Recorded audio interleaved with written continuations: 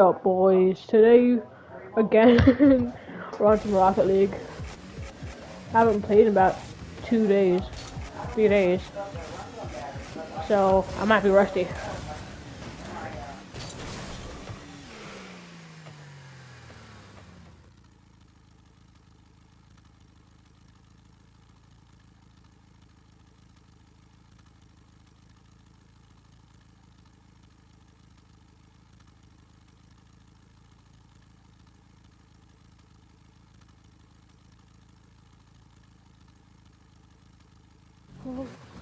What's up, camera?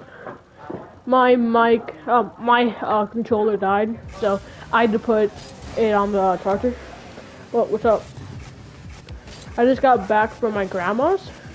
I haven't played in a while, so I might be a bit rusty. So, what? No 50% there?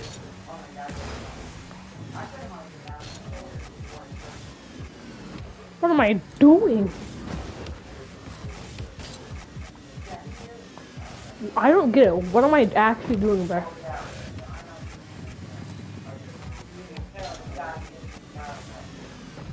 I'm playing so bad. Like, actually, I'm playing so bad right now.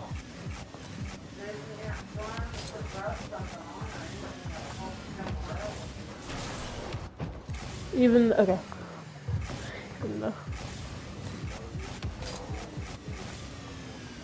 Okay, I'm plat, and, I'd say my car control is better than the average plat. Give me this pogo, oh my god, I'm so bad. How do I whip that pogo so hard? Like how do I whip that pogo so hard, bro? Tell me, please. I don't get it. I don't get it. How do I whip the pogo so hard?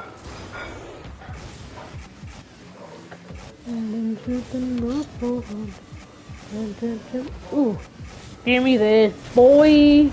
Give me that. Already clipping. Already clipping, bro. Look at this. Already clipping.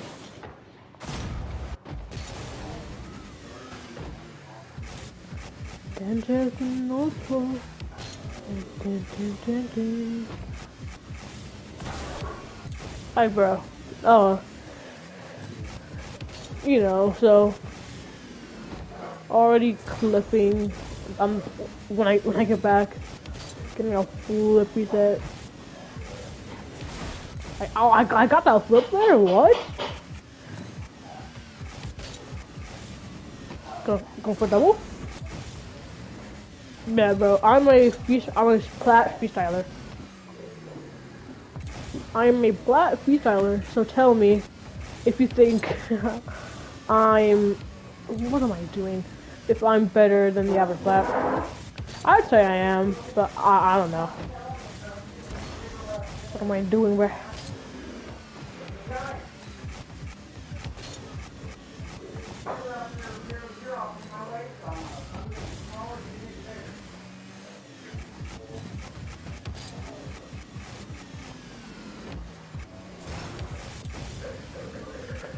Bro, chat, so put a shot in chat. I might hit it, might not hit it, who knows? Hopefully I hit it.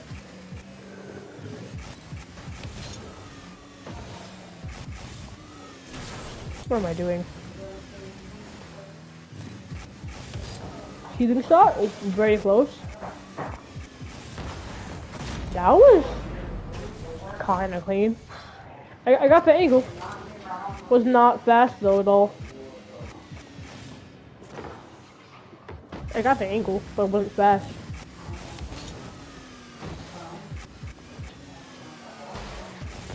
Ah.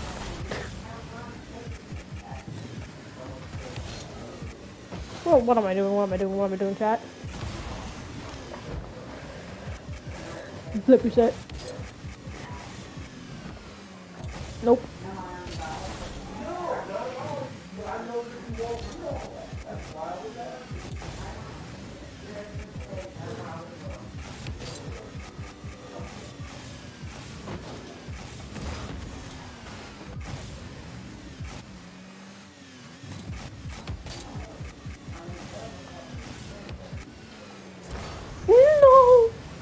Anyway.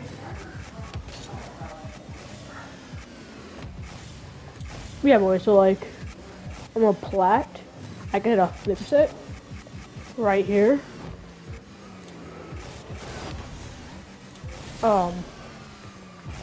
Ceiling okay, not good. Alright, okay, boys. Air dribble, double tap.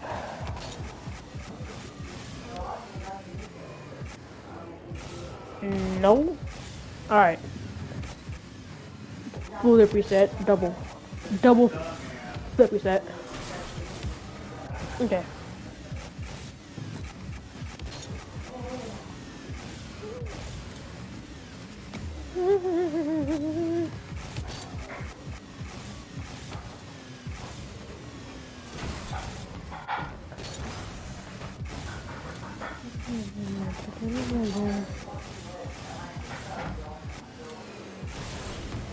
Oh my god.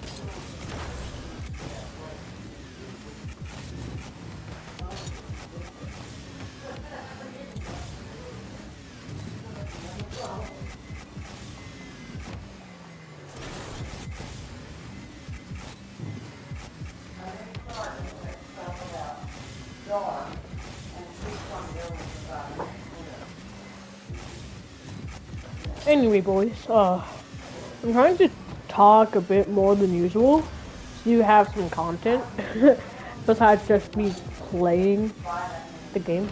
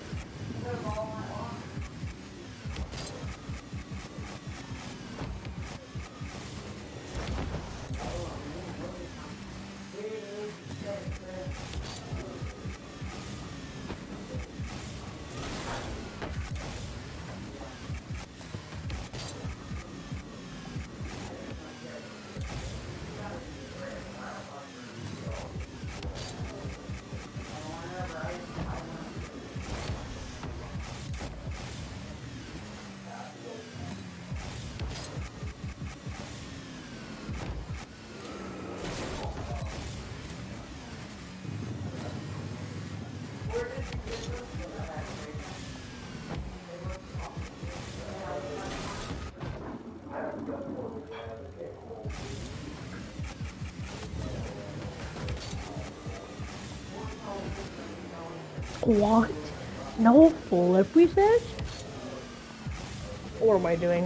What am I actually doing?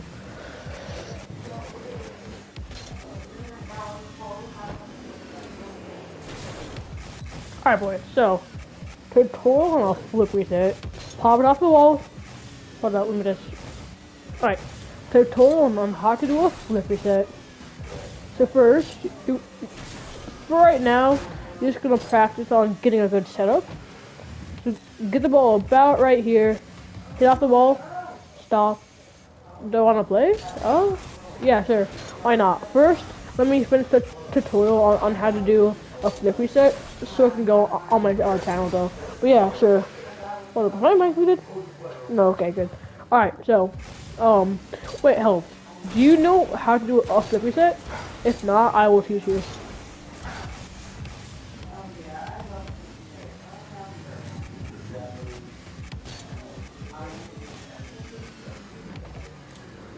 What?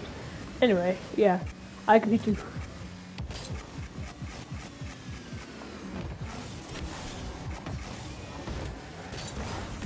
By the way, I am flat. So, tell me if you think my mechanics are better than the average flat.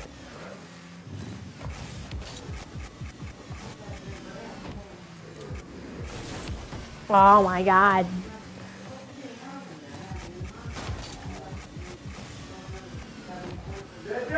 Yeah? Alright, I have to go eat real quick. You know, you have to eat? Yeah. And then your dad will be raising when you get done eating?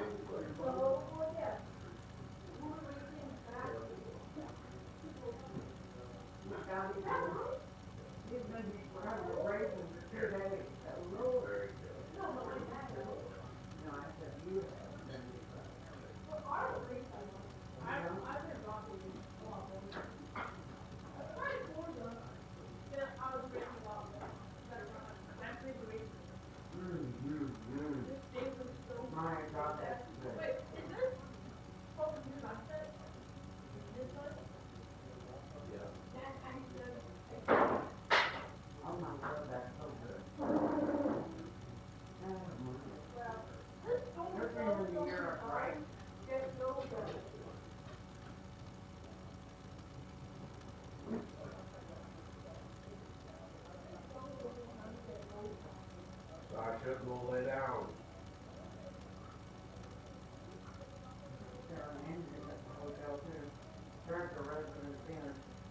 Where? That's where I was actually for real.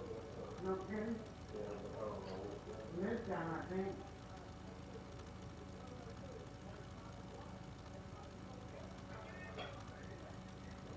They still don't have water. It's been a week and they haven't got water. Hey, do you want to meet the third back?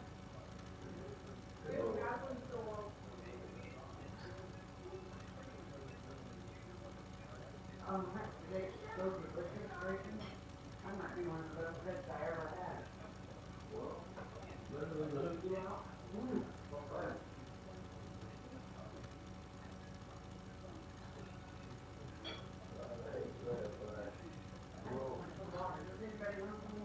I'll take a Pepsi. Okay.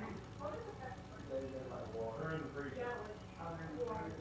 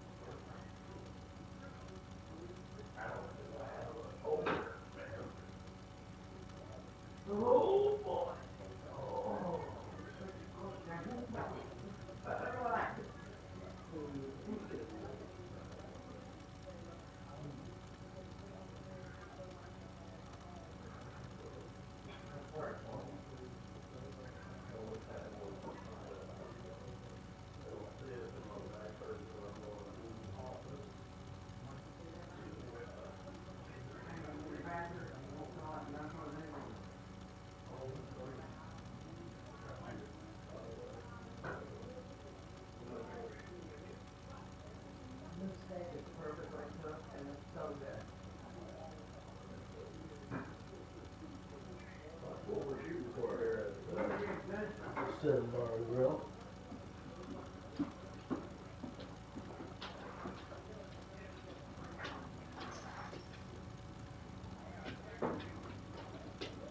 I paid $50 for a steak for me one year. I'm very good at that. You don't know what you're doing for because it's back something. You know how you feel. There's something personal back there.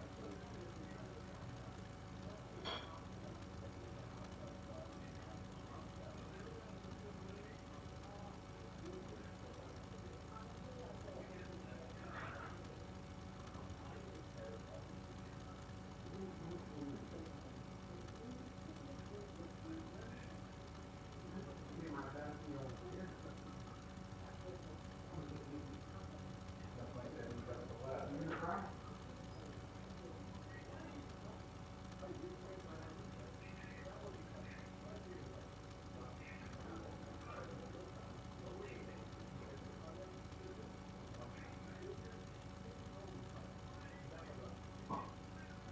Then you go, you not.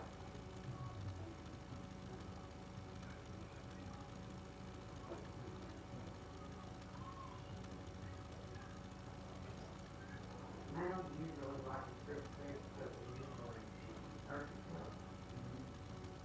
Especially because I like them to do well. So my favorite steak is actually a ribeye. Yeah.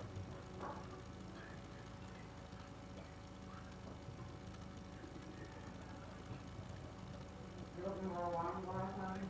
Probably all of them got left up there. I should want it there, but that was not too much meal.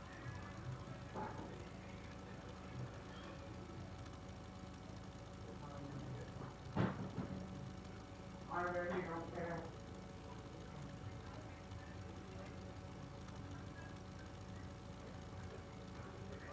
As long as it's fine.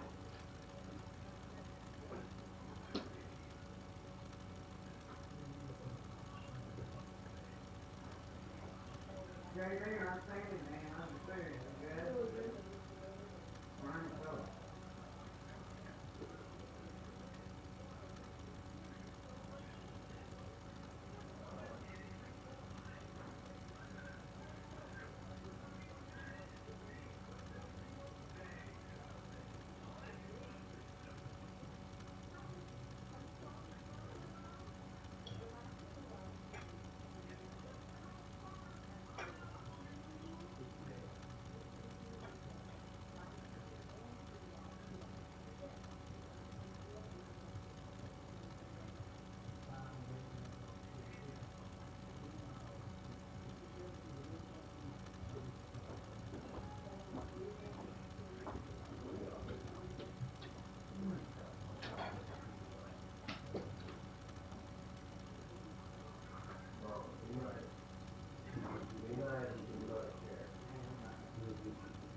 I'm nice and happy.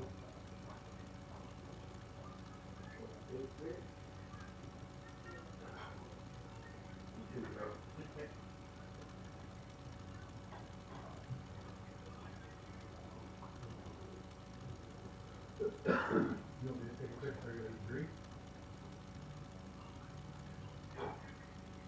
Who's behind you? You know, look, who's behind you? Boom, baby! You're tricky. You're a tricky boy.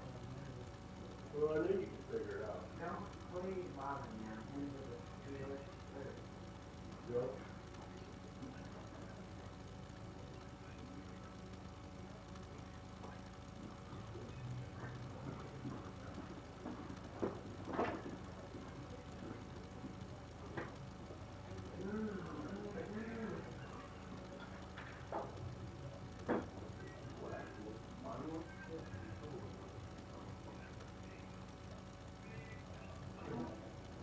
You're welcome, sir.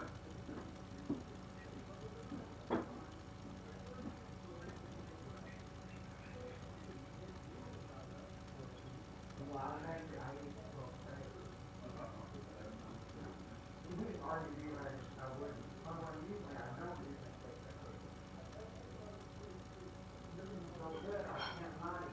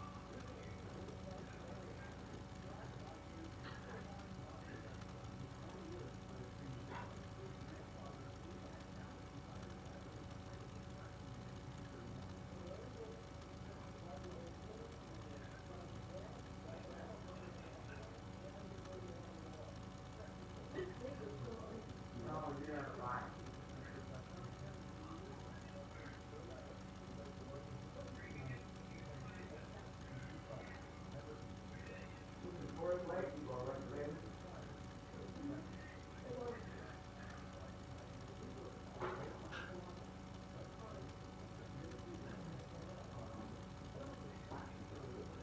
I'm gonna wait for something to go.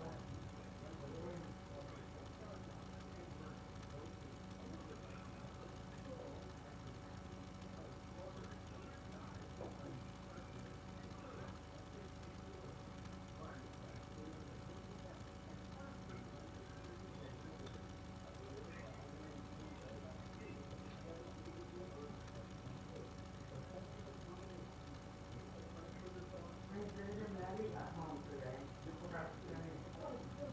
We need to call her and we'll come here so they can have it in. I text her. She spent a week trying to get here. Her wife was down here. She can make the lock on, you know.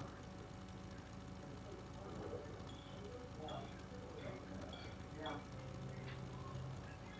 Well, at least she knew before she went to the airport. Oh, good. Because they canceled her before.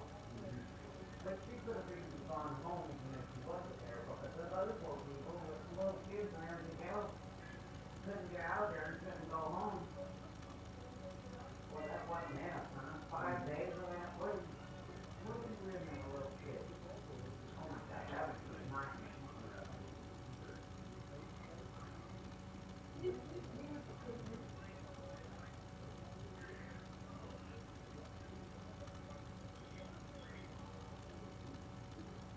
That's Yeah, never really be.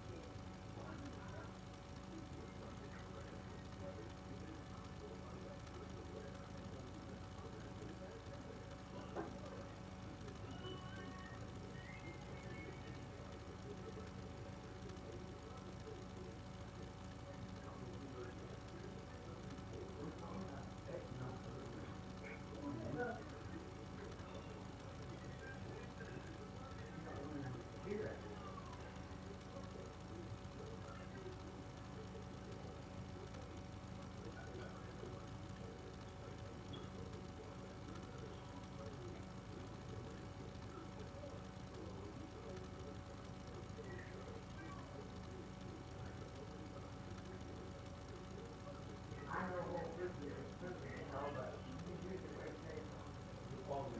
Yeah, for things like this, for something that doesn't matter, maybe I have children trying to. To me, it doesn't matter.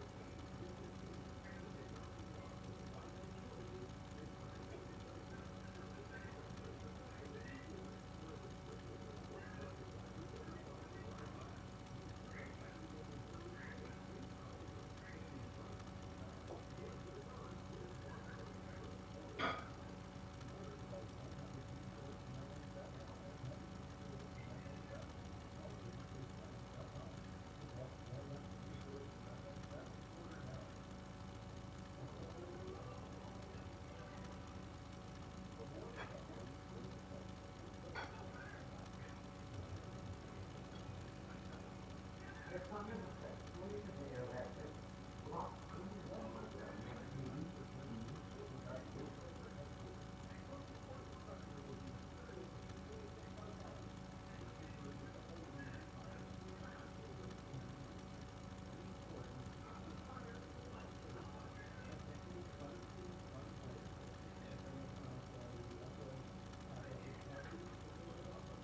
my grandma was so proud here, and she took the family dinner, and go, it really is what she did. Like my grandma did too.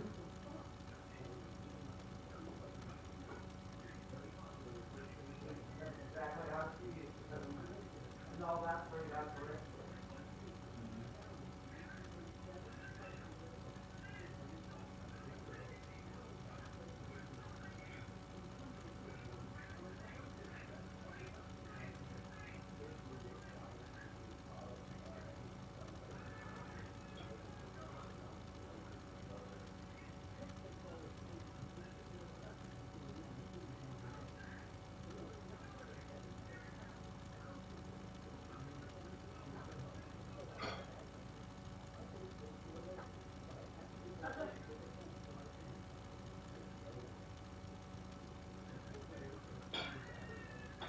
I've never had a steak cooked any better than that one.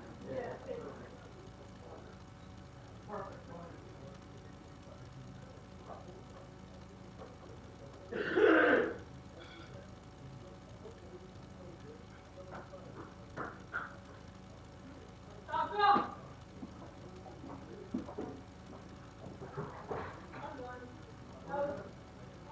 Look at that.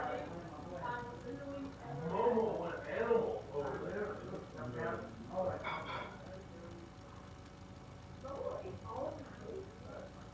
that's one. That's one of the best steaks I ever had, Jason. Perfect. I mean, seriously, if you are, buddy.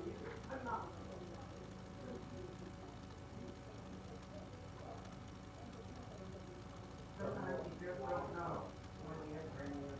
Hey, Sasha, come here. Come here, Sasha. I got a couple of pieces for you there. Oh, that was good. Come here, Sasha. You like green beans? Oh, here, Sasha. Well, I don't know what's wrong with you. You missed the food. There you go. Good girl. He didn't know. Good girl. Here, Sasha, here's another bite. This is the last one.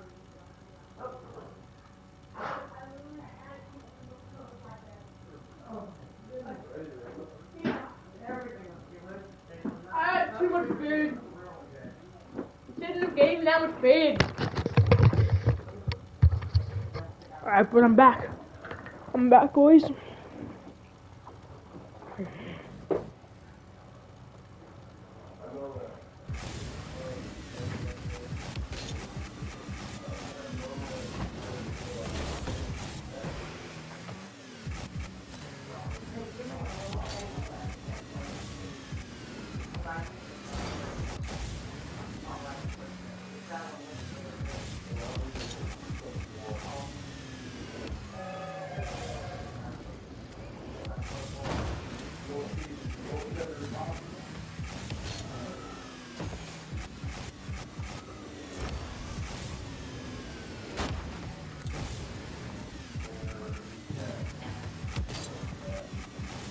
Day one of trying to hit a double flip reset musty.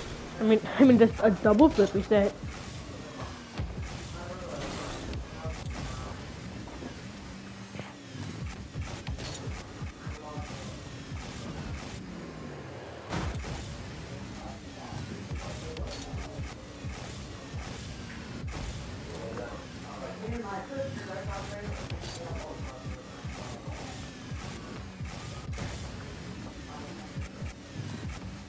What's up? Camera off. Sorry, I was AFK. I'm finally back though. So, you know. Yes, I will play now though. I am ready to play now.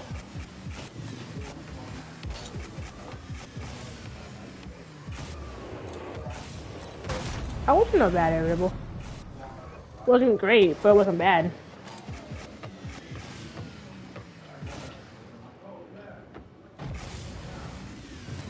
Yeah, man, so like, yes, I will play now.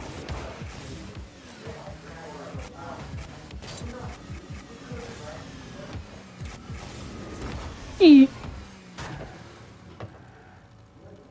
Bruh.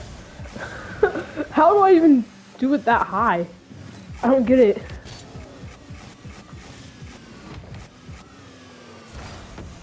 Anyways.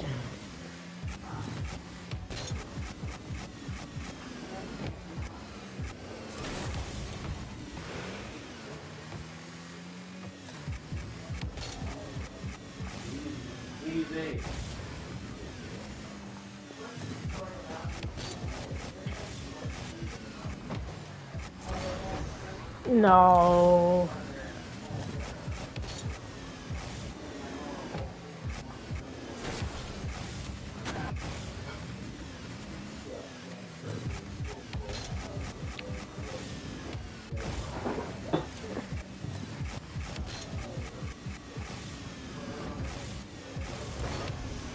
Oh my god, what a bad image I thought.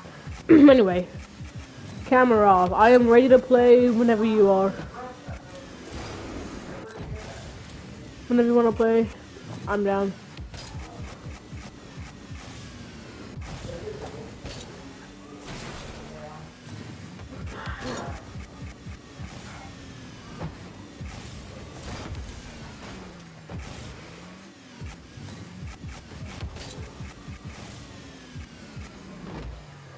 Jeez.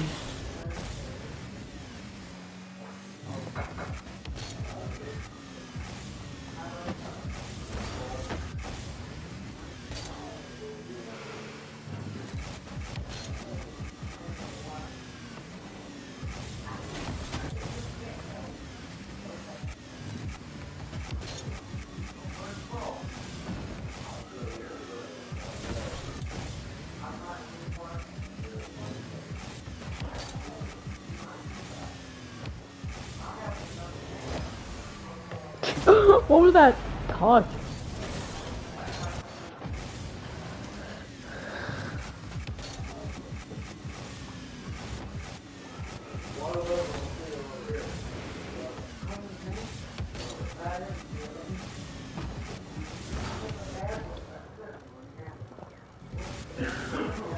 Yo.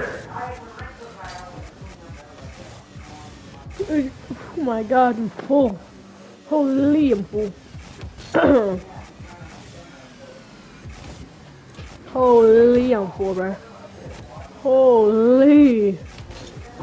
I'm gonna explode. I'm so full. What am I doing? What's up? What's up? Flippers at mud. Okay. I can do a flip reset. I don't know about the musty part, but I can do it. Wait. Hold up. hold on. What am I set up, bro?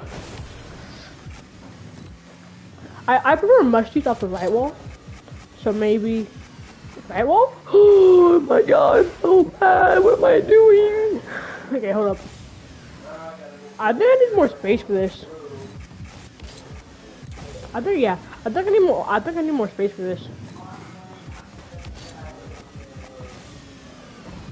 What am I doing? Okay, I have not got a successful one. So the answer to your question is technically yes, but no. I have not actually got one before. I can get the 50%, just not the musty part.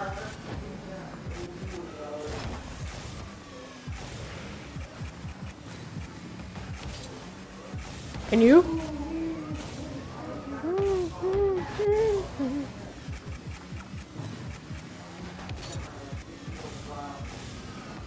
What am I doing?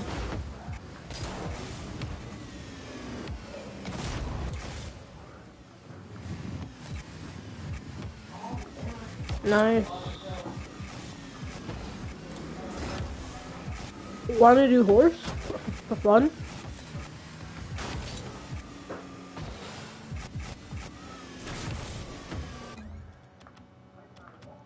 Want to do some horse for fun? Because you know, I'm a plat freestyler, so I get, you know, I'm a plat freestyler. Oh, that's tinted formal. Okay, you bet. All right.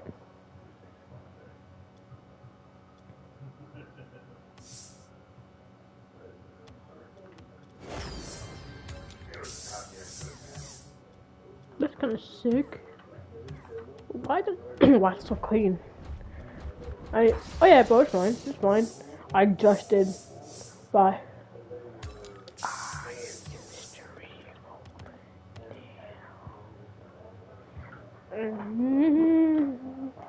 Thank you for this.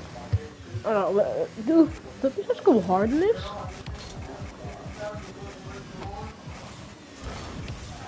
Well, if it's just all, ooh.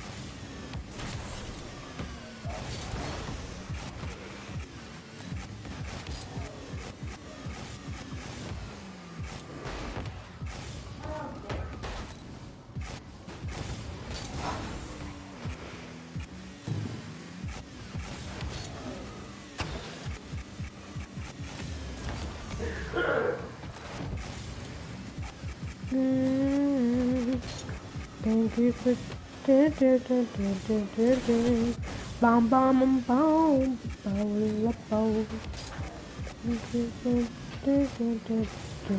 bam bam.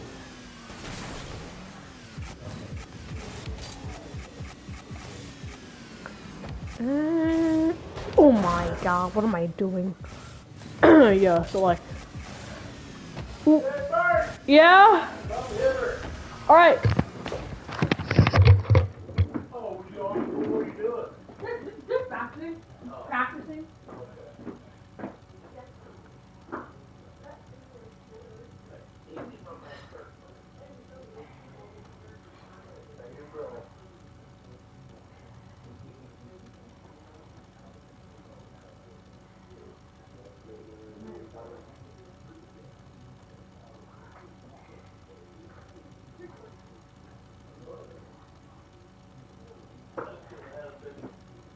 Grill and stove and oven and stuff.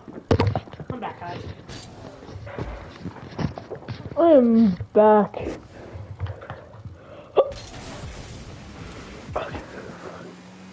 Flip reset.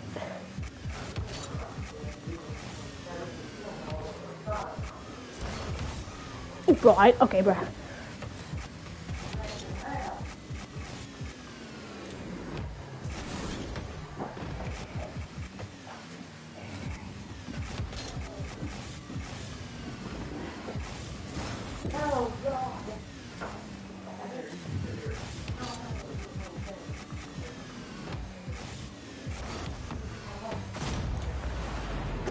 Yeah, bro. Guitar.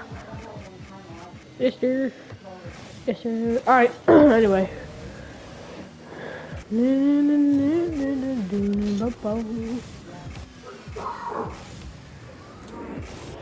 Alright, that was. What's up? What's up, bro? What am I doing?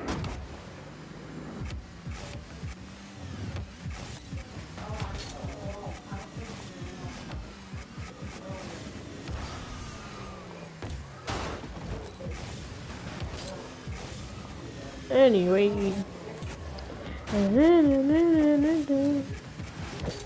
Anyway. So, if you have any, like, shot suggestions, just put one in the chat. I will do it. Or try to, at least. That wasn't bad. 2%. Wasn't bad.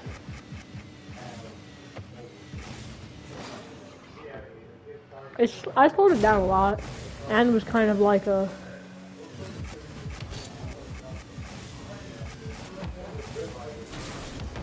Oh my god, imagine the double tap.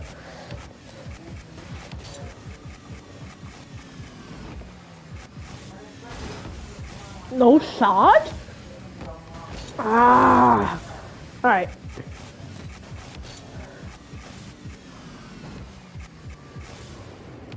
Oh my god.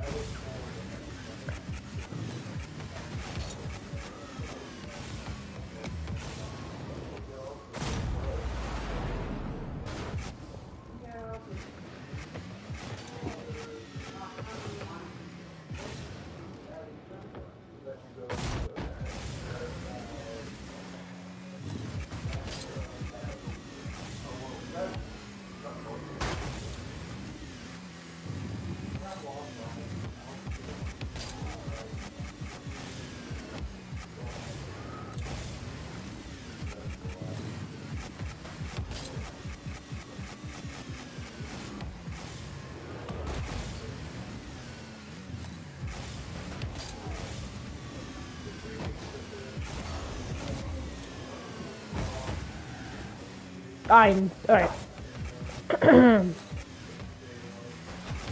Oh. Oh my god, what a bad irritable. What am I doing, bro?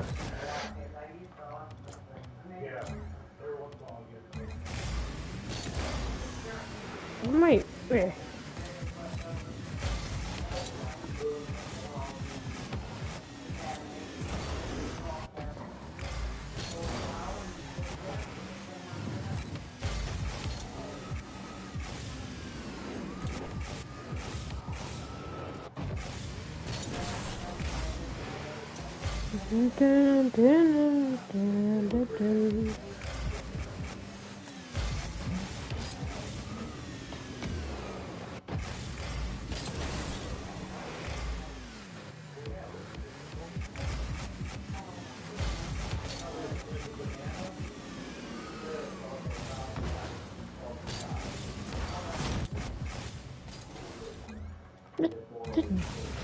The guy.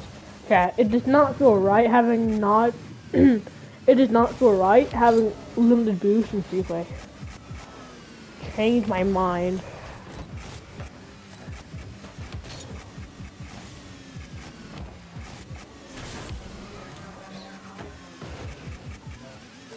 Day one, I've been a double flip it. Let's see if we can get on day one. Oh, imagine chat, imagine. Day one, flip reset. I mean double.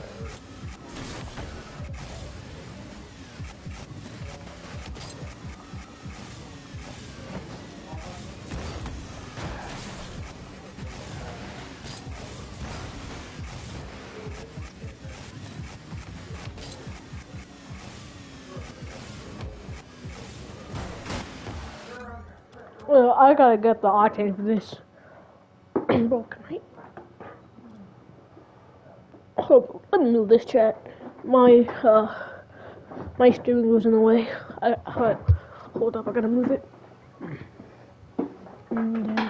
North Pole. Alright, chat. Let me get my titanium white octane. The fancy formal with the sick. Too bad the only boost I have is that. Wait, hold up. That actually kind of goes good. But nah, no topper. That goes good. Alright, chat. Let's go! Let's go, chat. The fancy formal. This looks absolutely sick.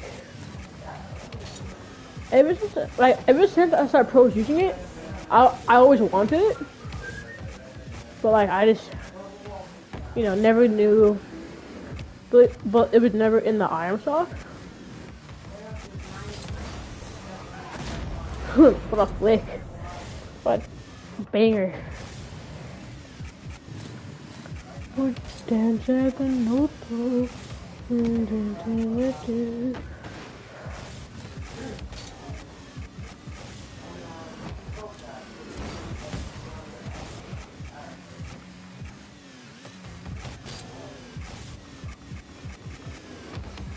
Oh my god.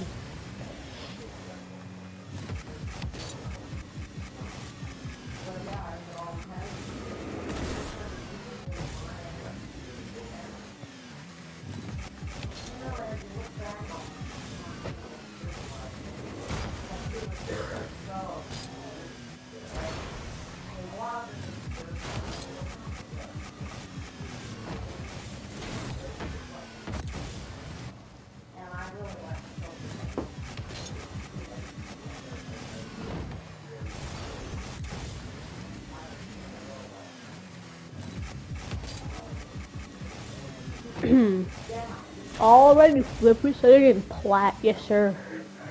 Yes, sir.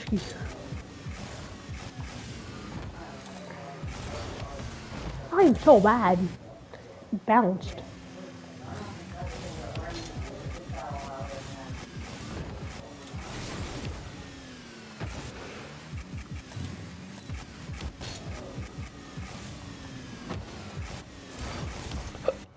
Hold up, let me go into it. Nah, I'm not gonna go into a game.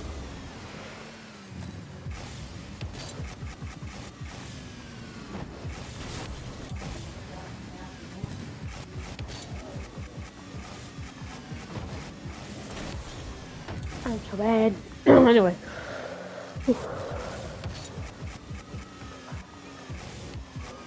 Triple tap. Nice. Nice triple tap by me. Not gonna lie, bro. I'm so good at triple tapping. Honestly, bro. Not gonna lie. Triple tapping, like triple touching is just luck. I have done that before. You can look at my YouTube. It's just kind of luck, you know.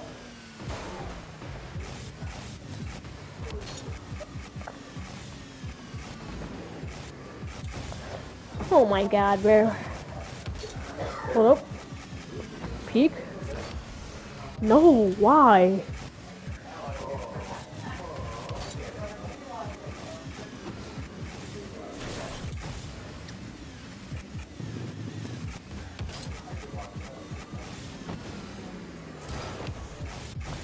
Whoa, I cannot hit a double. What the heck?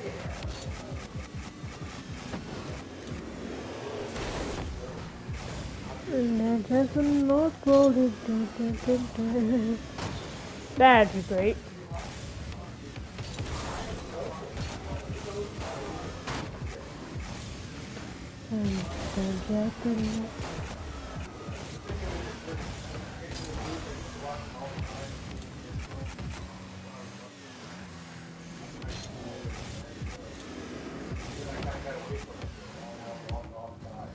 Nah, alright.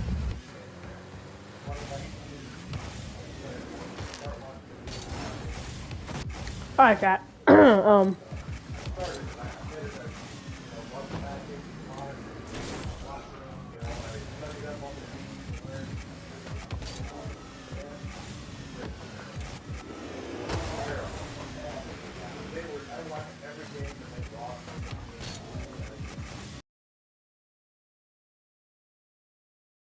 Chat, no, I'm defender online.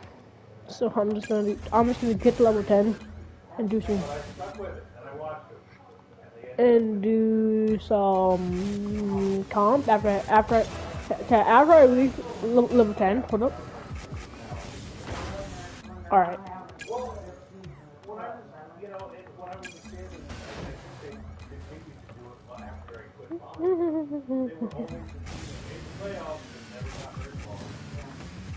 Anyway. No, I'm so bad, bro.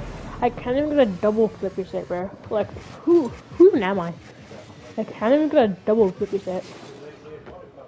Like, why, bro? Why? You people in the stream? Nice.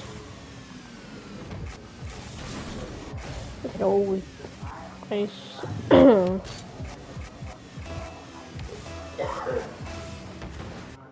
Dang it, bro. I have to poop now. I have to poop now. God dang it. Yes, I now. Holy crap. Oh my god. I just got eaten. Teammate, nice.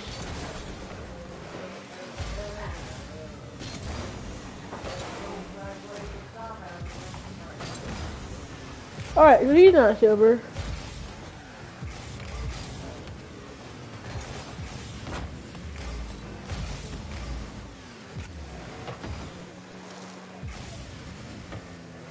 No shot, bros. This guy, okay, chat. Oh my god. I cannot trust him with anything. I cannot trust this guy with anything, chat. Like, look at him. What is he doing? I've been trying to get some boost, but he can't even defend a simple shot. I go up. I got it. No, I got it. Oh my god. Okay. We can get this boost. Yep. I don't even know why I went for it, honestly. He's like a casual.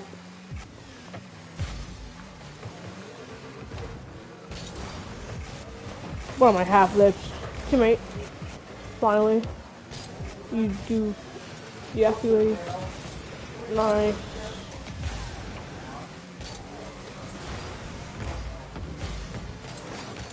No, I faked someone, bro. I literally faked someone. Internet. No, bro. I'm trying to put the ball in our net. Because nah, I'm not gonna. My teammate left. Bro, there's no shot. He's a season 9 plat tournament winner. There's no shot.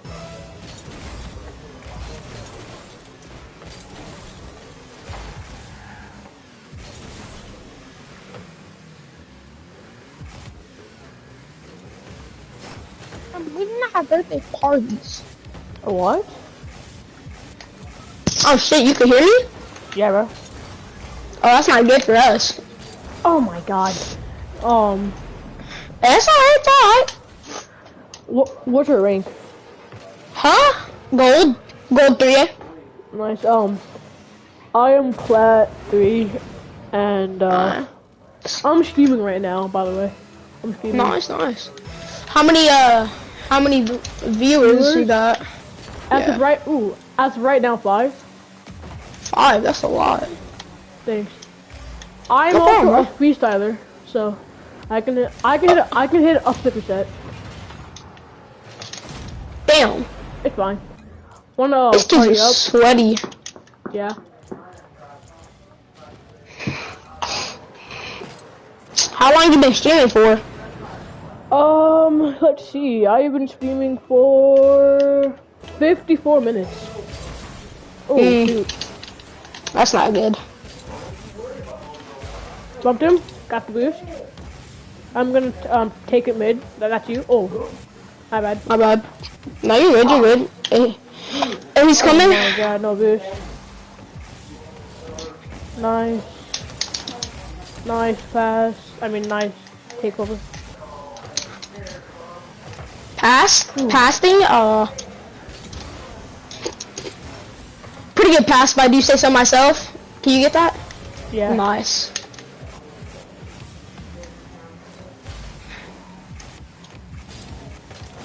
Damn, bro, this kid is actually sweaty.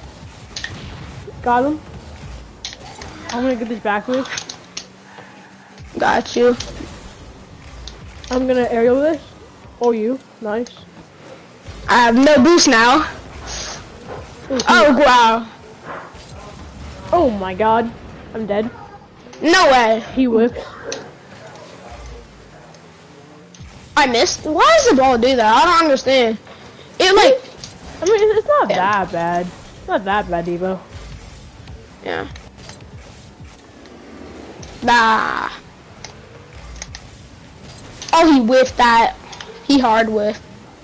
But I also did too. My shot. Let's go. My shot. Thank you, man. Thank you.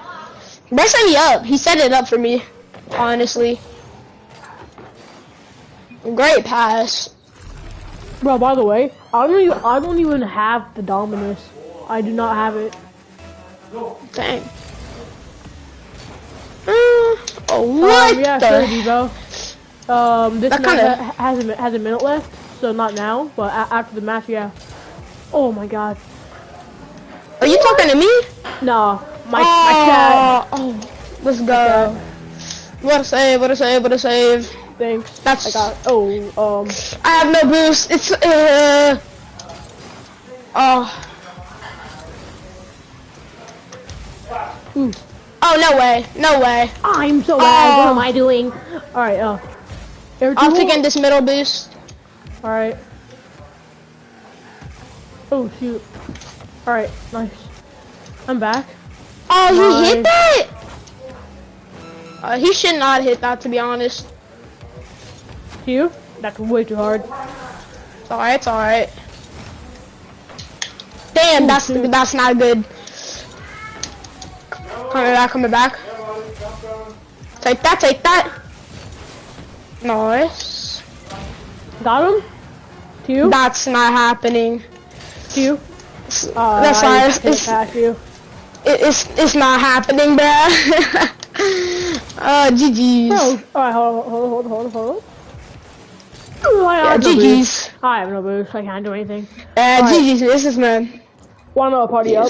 3 times with I'm down. I'm Alright. down. Hey, just let me get a drink real quick. Alright. You mind if we go back to the lobby? Yeah. I got you.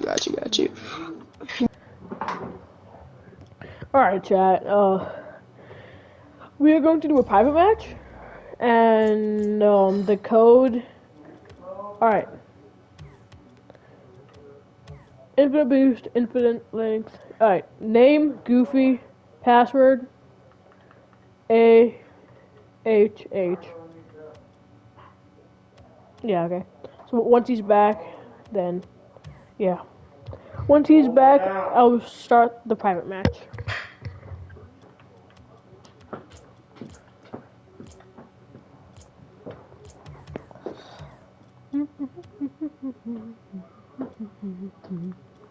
Is he still in a match? Hold up. Is he actually in party chat? Wait. He's not in a private match anymore. Alright, good. Let's go, boys. Alright. Okay, password is... What am I doing, bro? Alright, password is... AHH.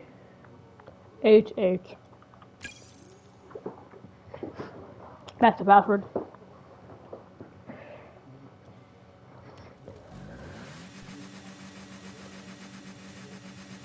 Luke's car, though, is sick.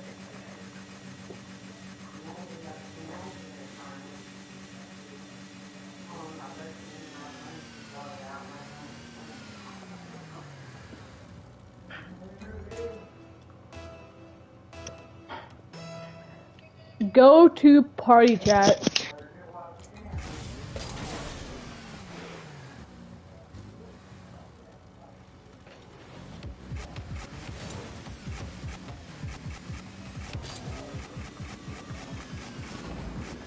What? Hey, can you hear me? Can you hear me? Yeah, I can.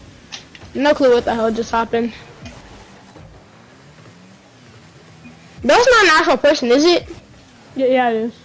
Alright. Oh shit. Alright. I think I'm below his skill level. I don't think I can play against him.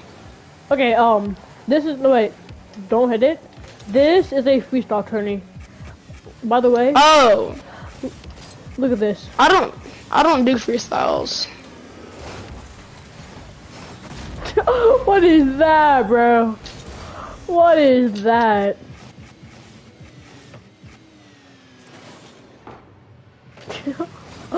What? I don't do freestyles. Oh, you don't? Yeah, nah. Do you know how to do air dribble? No. Clue. Do you know... what am I doing back? Alright, do you want to spectate us and, like, see what we do? And, like, what you should work on? Sure.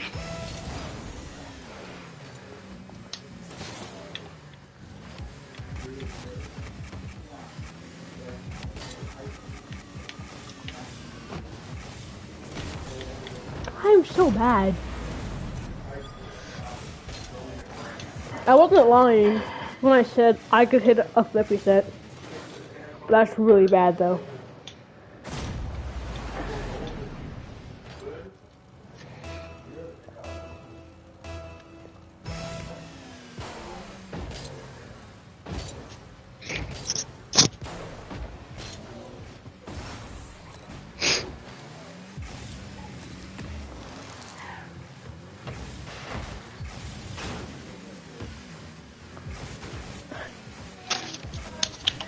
Oh, yo, Devo. Alright, okay.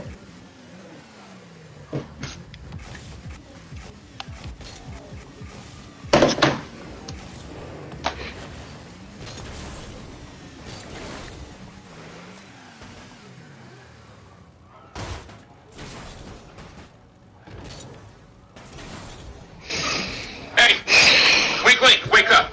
Is this the big one? Okay, I've got an earthquake Yeah. guys have tuned in the closet. I've got traveler's checks in my money belt. Let's go! Yes, Dad? There's a wonderful waiting for you. I do? What is it? A loving father. Now there's something else. A loving grandmother. Yeah? That's right.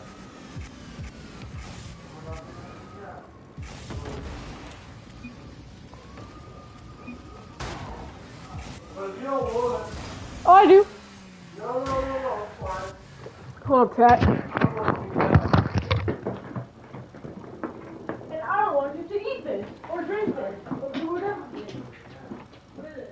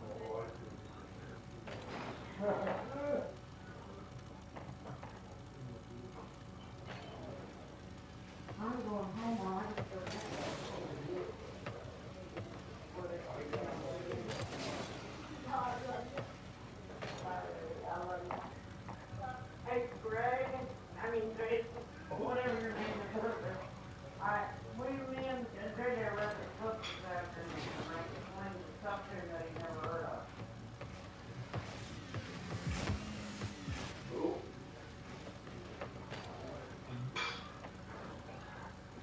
There's a lot of them you hadn't heard of, right? There's some stuff in there I hadn't heard ever seen. Believe it or not, I'm not that old.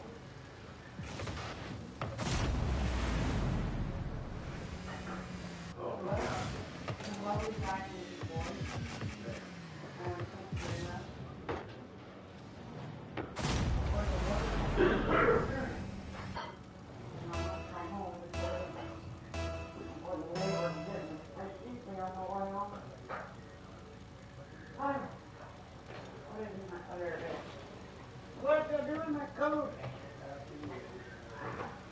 And I hope it's a good one for everyone. Happy New Year. Happy New Year, Rita. Thank you, honey. Not that we've had a bad one, but we haven't. Can always be better, can't we? Absolutely. You didn't give Joe a hug. I'm going here. Just a minute. Whether he wants it or not. Joe.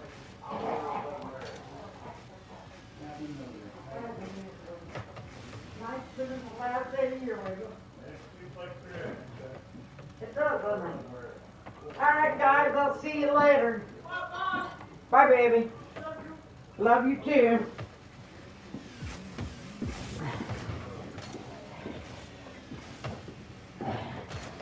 It was a little light. I could get home before dark.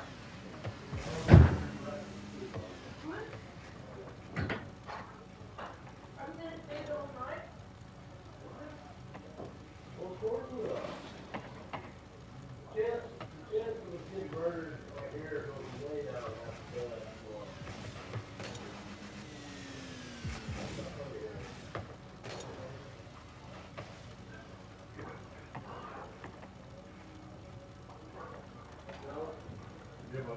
don't give me the poultry, nothing cancer. Give me at least 2 elements of this meal that would alter me a little.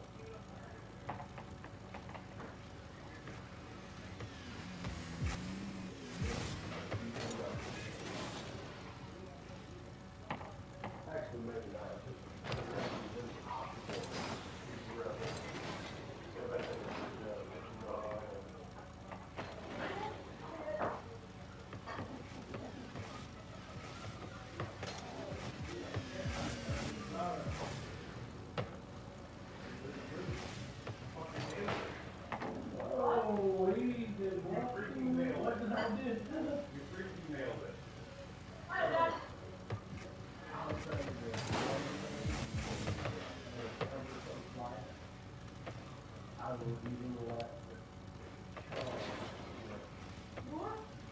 would put them in the cast iron earlier, on a hotter temperature, and I would have the, I could be inside with my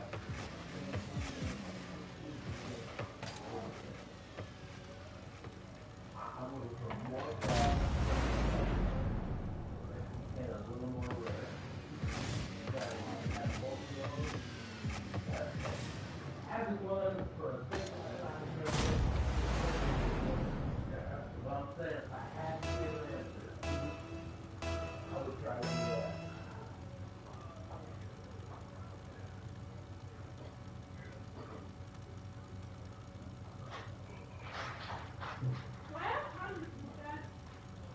Unless it comes to hot cookies, right here. You know, don't worry about it. If you're not done being diligent, just go over there. Yeah, we use there. You just call us. You just call us. Call when they get close. Oh, here's the bad deal. 406 of sparkling juice too. Wait, you want some? Yeah, I did, don't you? Please, you want one after, please. Grab the spicy stuff. Oh, we're not having any down on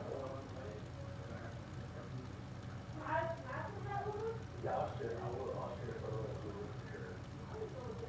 I'll let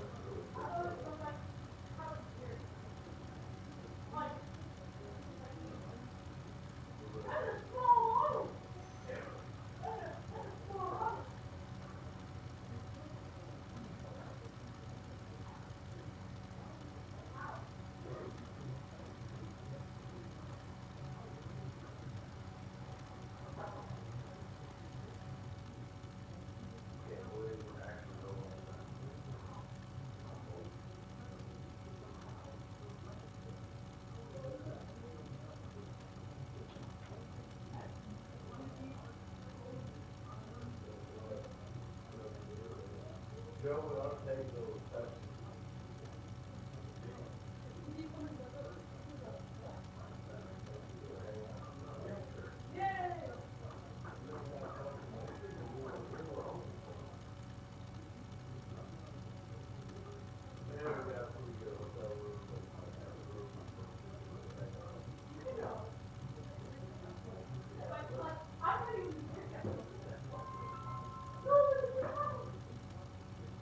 We're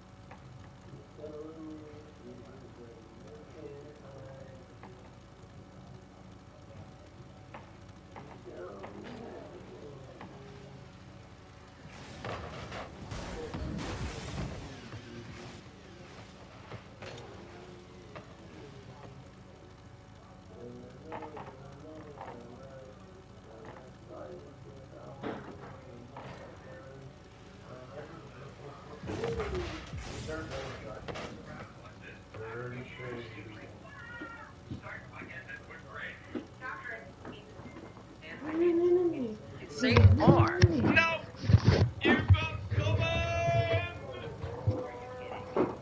I hope he's not lying about his clue. I hope I haven't forgot to do any of what he said. Okay. Come on, 2 more guesses. B. No, 1 more guess.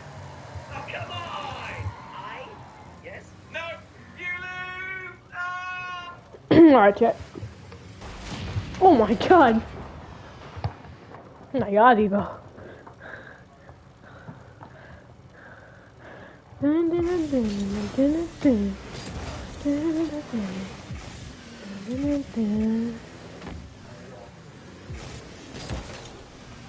Yo, Devo.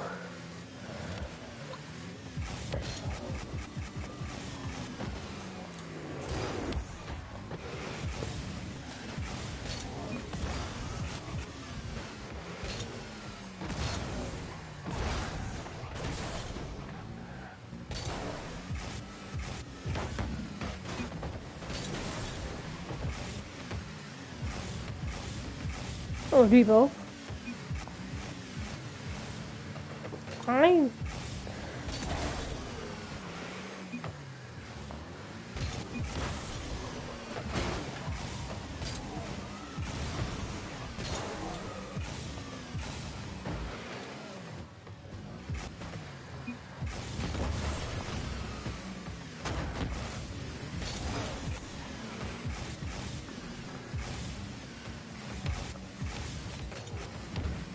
But what are you doing, Evo?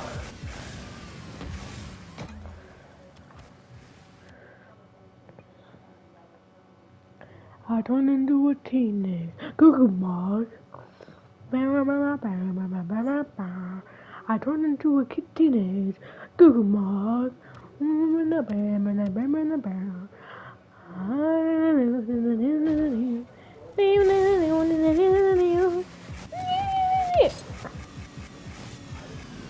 Bye.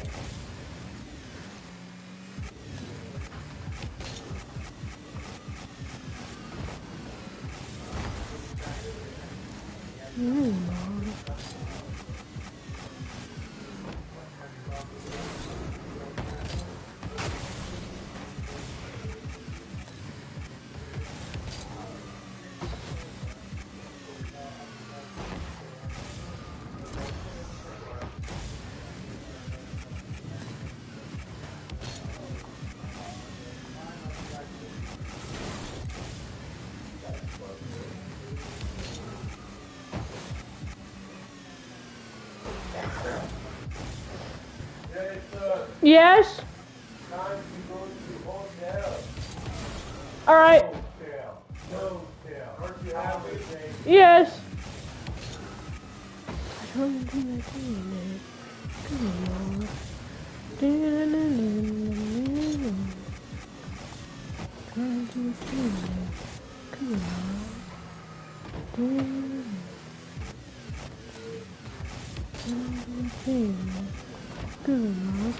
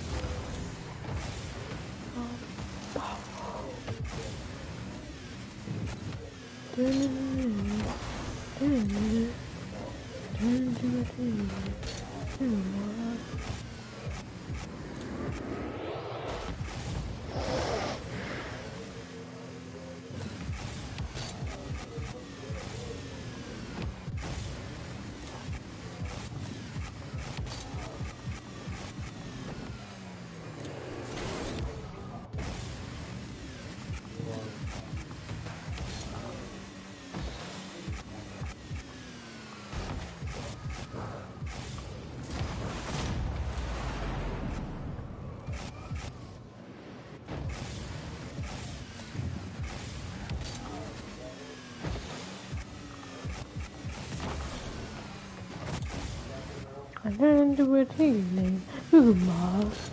I turned into a teenage Google Mug.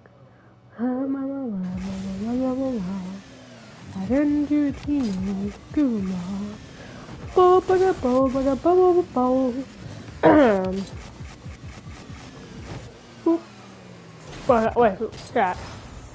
Chat. Okay, so arrow left. No. No. Has to be perfect. Is it even possible to stall nowadays?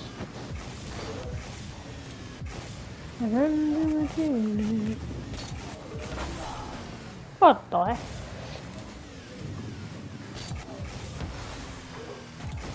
According to routine.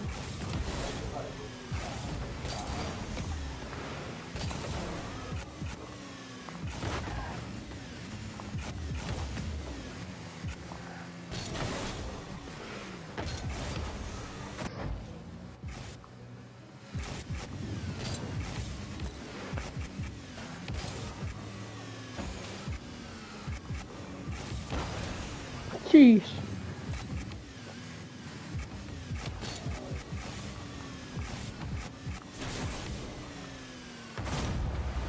That wasn't even that good, bro. Turn into a teenage gulag. Anyway, chat. Chat, so like, should I just leave my Steam open?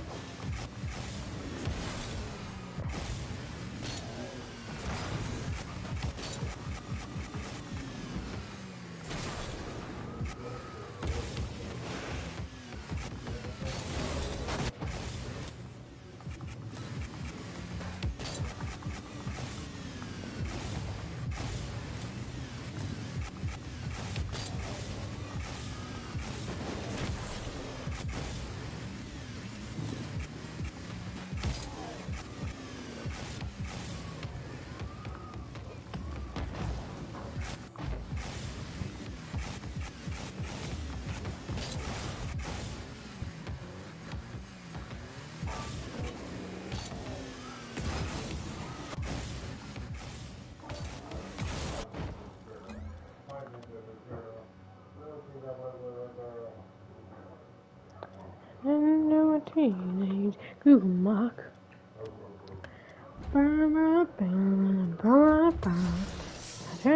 a teenage gulag.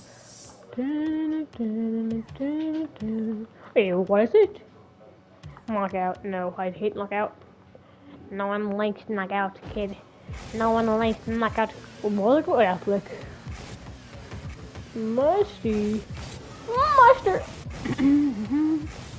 Mustard. Mustard. I turned into a teenage Google Mug. Alright. Alright, chat. Like, how do I get a successful mustard BG flick? How do I get a successful ketchup flick? But I can get the ketchup part, just not the. Oh my god! Some ketchup? Alright, hello. Nope, not it. So, be right there. Okay, hold up. Alright, chat. So look.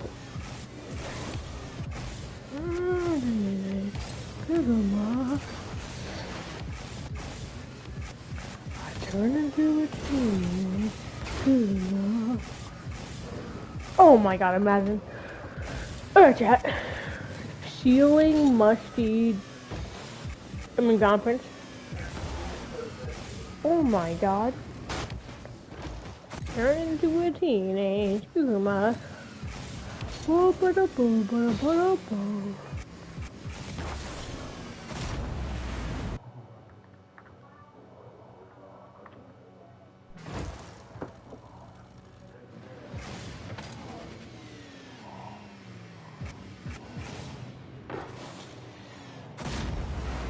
Ha ha!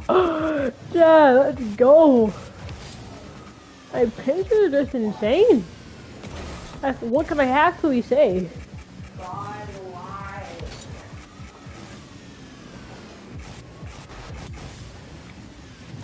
I turn into a teenage girl.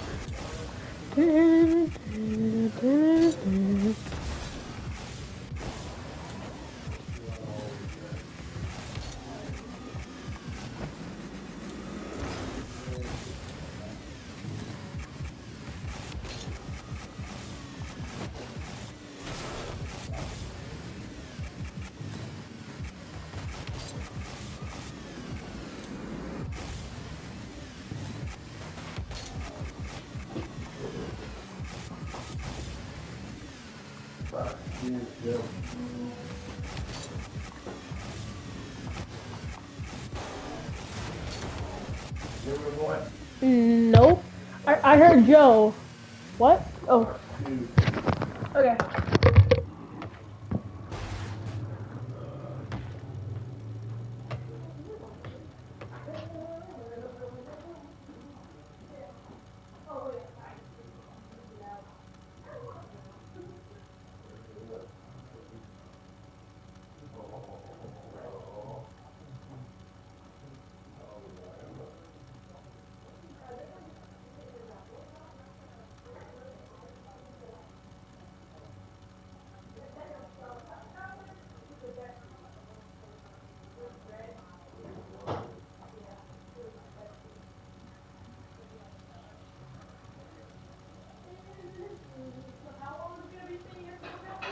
Was it overcooked?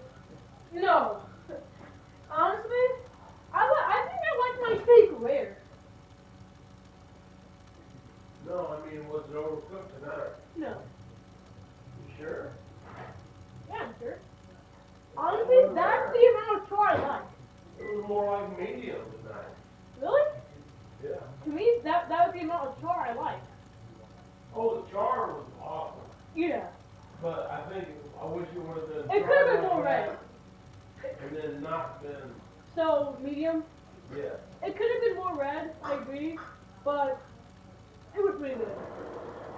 Is it possible to get a char on a rare steak?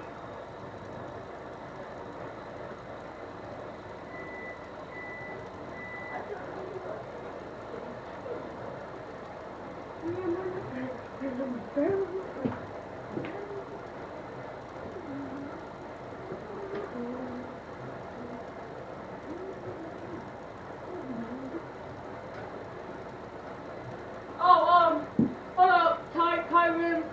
Hold up, Tyron.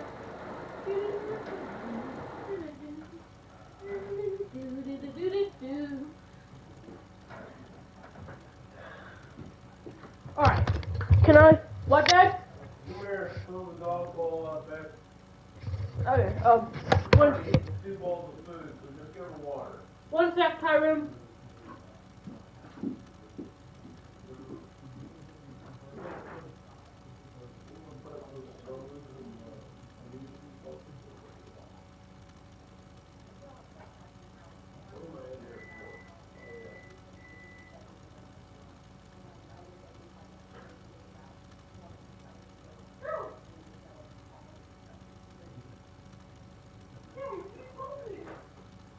No, I was standing still, moron. You walked into it.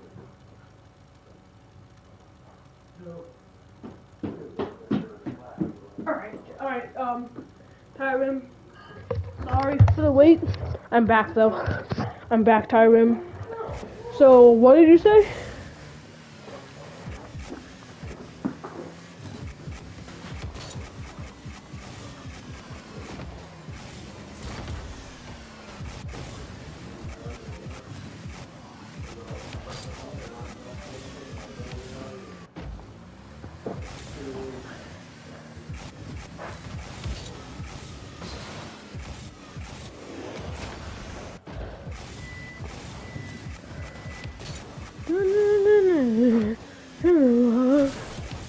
Oh my god.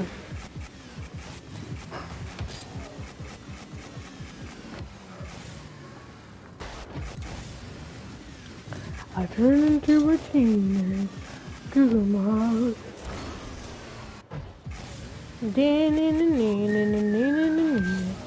And turn into a teenage girl.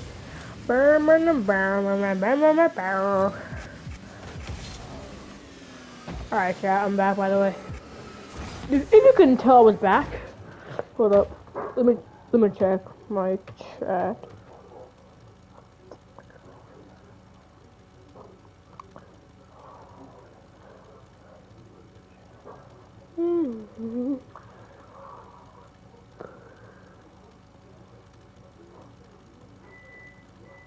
Alright.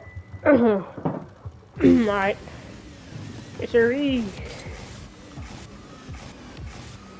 You haven't taken a shower outside, have you? A shower? I was gonna take one today over here. I'm serious. What's poppin', gaming? Oh, what's up, gaming? Into a teenage mark. What am I doing? What's up, gaming? Oh, I'm trash. What am I doing? Alright. I am, as of right now, I'm trying to get out of flat. I'm trying to get out of flat. I'm flat too. Why?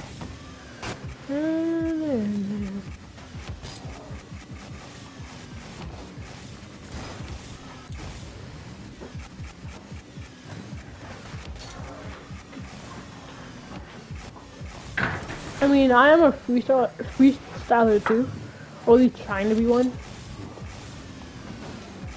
Thank you.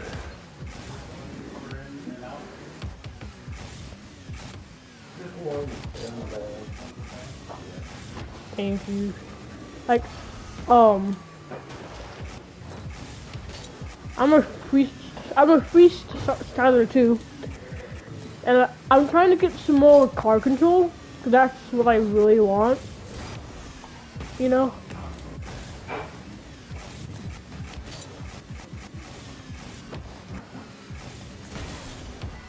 No shot. No. Imagine that, bro. Imagine I got a nutty angle. And do a team. What am I doing? I sold so hard. What is this setup? Double tap maybe? Nah, okay. Double 50% right now. Nope. Turn into a team. Like, literally, I spend like 90% of my time on Rocket League and free play. Hold up. Alright,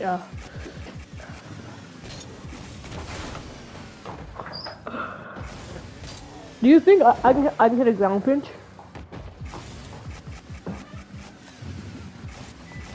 What is the setup, bro? Oh, it's not bad.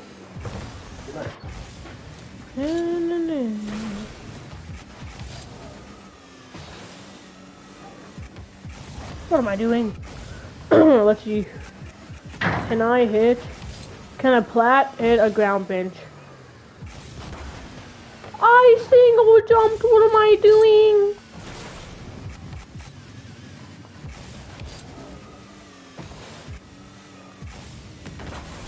That's so bad. Like, what am I actually doing, bro? Like, I got the pinch, but like, it wasn't even over 100. Like, what is this game? But no, what am I? What is that, bro?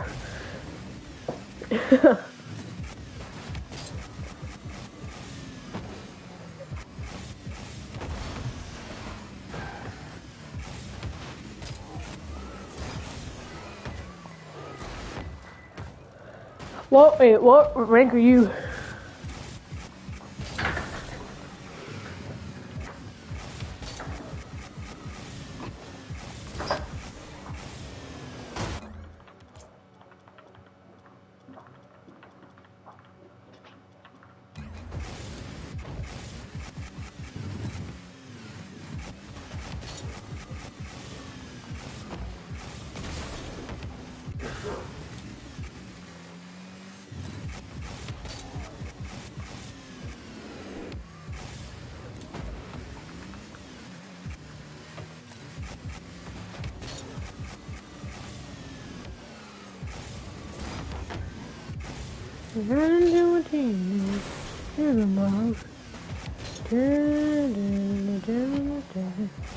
Oh my god. Flippy shirts are so clean on this camera angle. Yes, Dad? What did it say?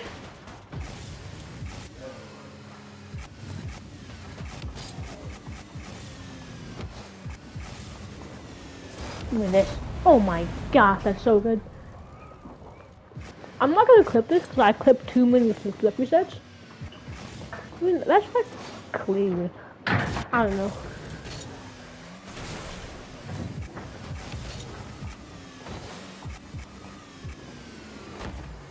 What is that?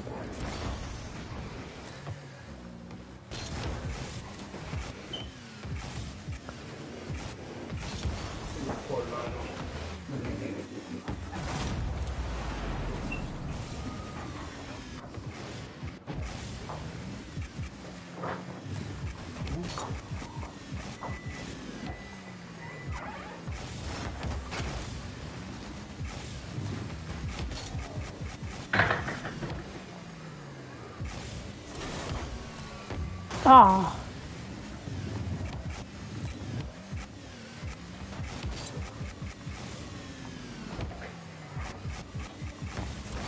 Oh my god, bro.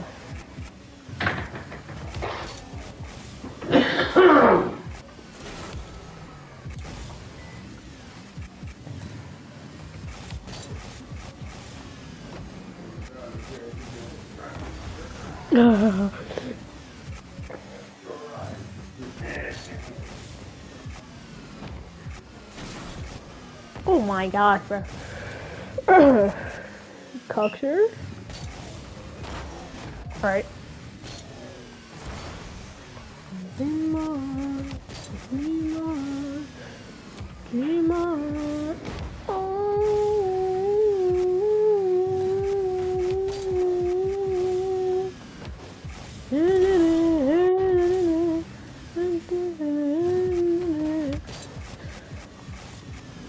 Dream on, dream on, dream on, dream on, dream on.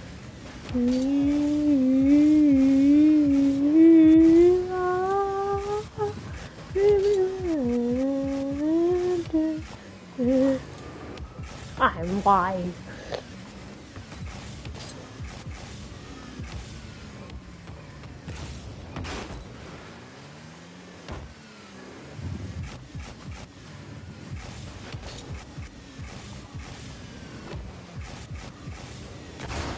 Oh my god, Matthew.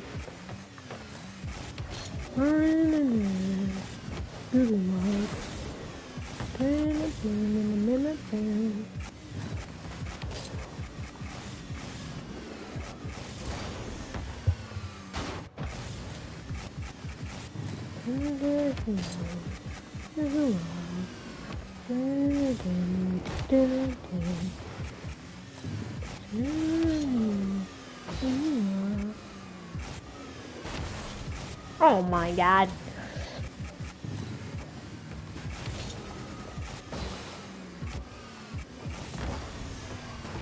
What am I doing? 102 though. Not terrible.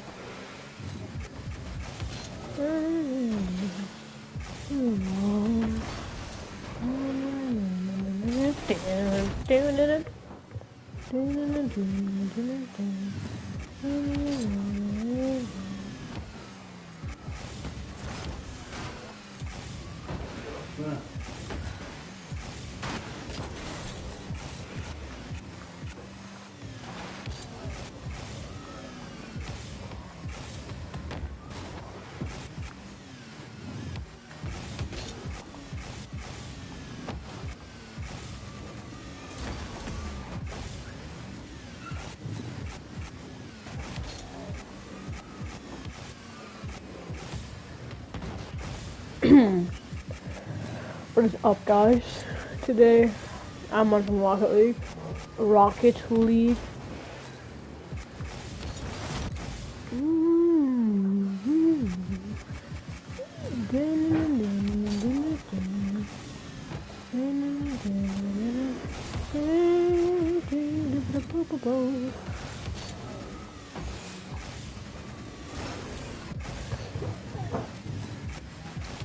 I turn into a team.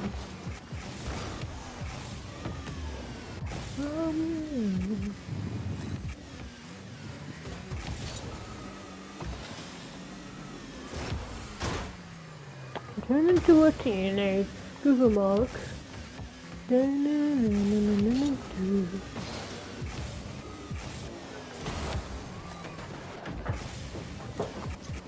I'm gonna go ahead of you because I'm gonna talk to Randall and see what they got. No way.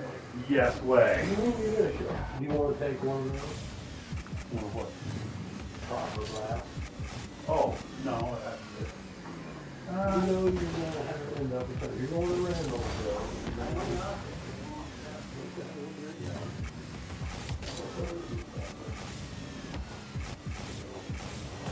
Oh my god, bro.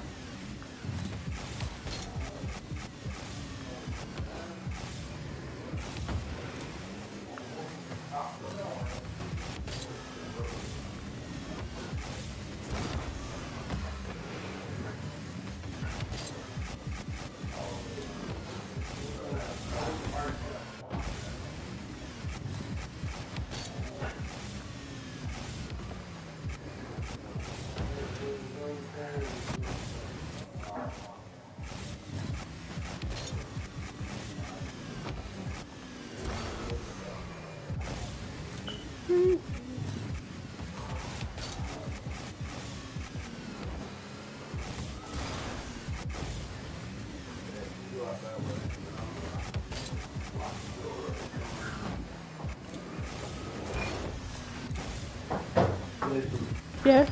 Let's roll. Alright. Roll out. Alright, let's go. We're still going. He's gonna meet us. We're going out the back. Oh, okay. So I was gonna say, why are you blowing up the door? It's going already. So, is all this stuff in your car already?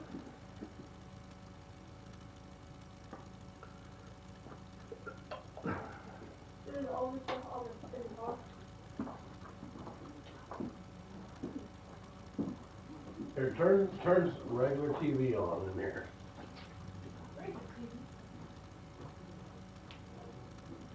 Oh, Yes. Of a creature that spends an awful lot Keeps out your company. except they called it Enkidu. Enkidu is a hairy, wild man creature with super strength, and he's fearsome. He's ready and willing to defend this wild territory that he inhabits. The king Gilgamesh becomes his soulmate, basically, best friends. So this king becomes this amazing hero through his relationship with this wild man that has shown him how to negotiate the boundaries between humanity and wildness. Since that time, descriptions of so-called wild men, half human, half ape beasts, have popped up throughout history all over the world. In the Caucasus, there was something called the Alma, that was a big monster of nature creature. In Australia, there's the Aboriginal version, which is called the Yowie. There is the Yeti in the Himalayas. So there are local variations, but the story is more or less the same. Very big, seemingly animal-like, or is it human, or is it some hybrid? There's the point. In North America, there are Native American legends that go back centuries, long before the discoveries made by Jerry Crew or Roger Patterson. We know that Sasquatch, the preeminent Bigfoot creature that we have in the United States, located in the Pacific Northwest, that very word, Sasquatch, comes from a Salish tribal word that means wild man or hairy man. The The natives of the Northwest say that there are creatures that walk upright and only at night and can speak in their language. I found in speaking with indigenous peoples that they don't describe them as an animal at all. They call them the first ones or the old ones. These were the tribe that was here before we got here. An ancient tribe that predates humanity? It's a fascinating notion, one that Bigfoot researchers are eager to investigate. And there are some who will risk going into the deepest and darkest forests to try and capture the huge creature, even though it may not want to be found.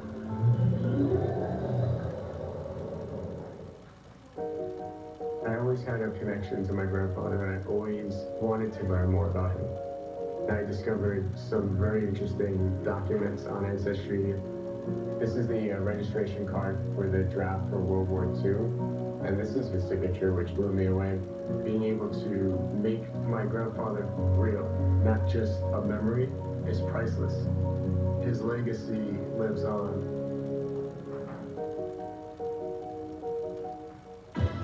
It's the Subway Series menu. 12 irresistible subs. The most epic sandwich roster ever created. It's Subway's biggest refresh yet. Time is running out to give a year-end gift like no other. A gift that can help St. Jude Children's Research Hospital save lives. I didn't know a lot about brain tumors, and what I had heard wasn't good. If we didn't come to St. Jude, I really feel that Felicity wouldn't be with us. Every gift counts, and whatever you can give will make a difference. Please don't wait. Make your donation now to help St. Jude save lives. Took a mirror to the back, I was like, oh wow, my hair is thinning. Did a search and found HIMS. And asked a few medical history questions. I could do it from anywhere. There's a product out there that actually works. Get started today at 4hims.com.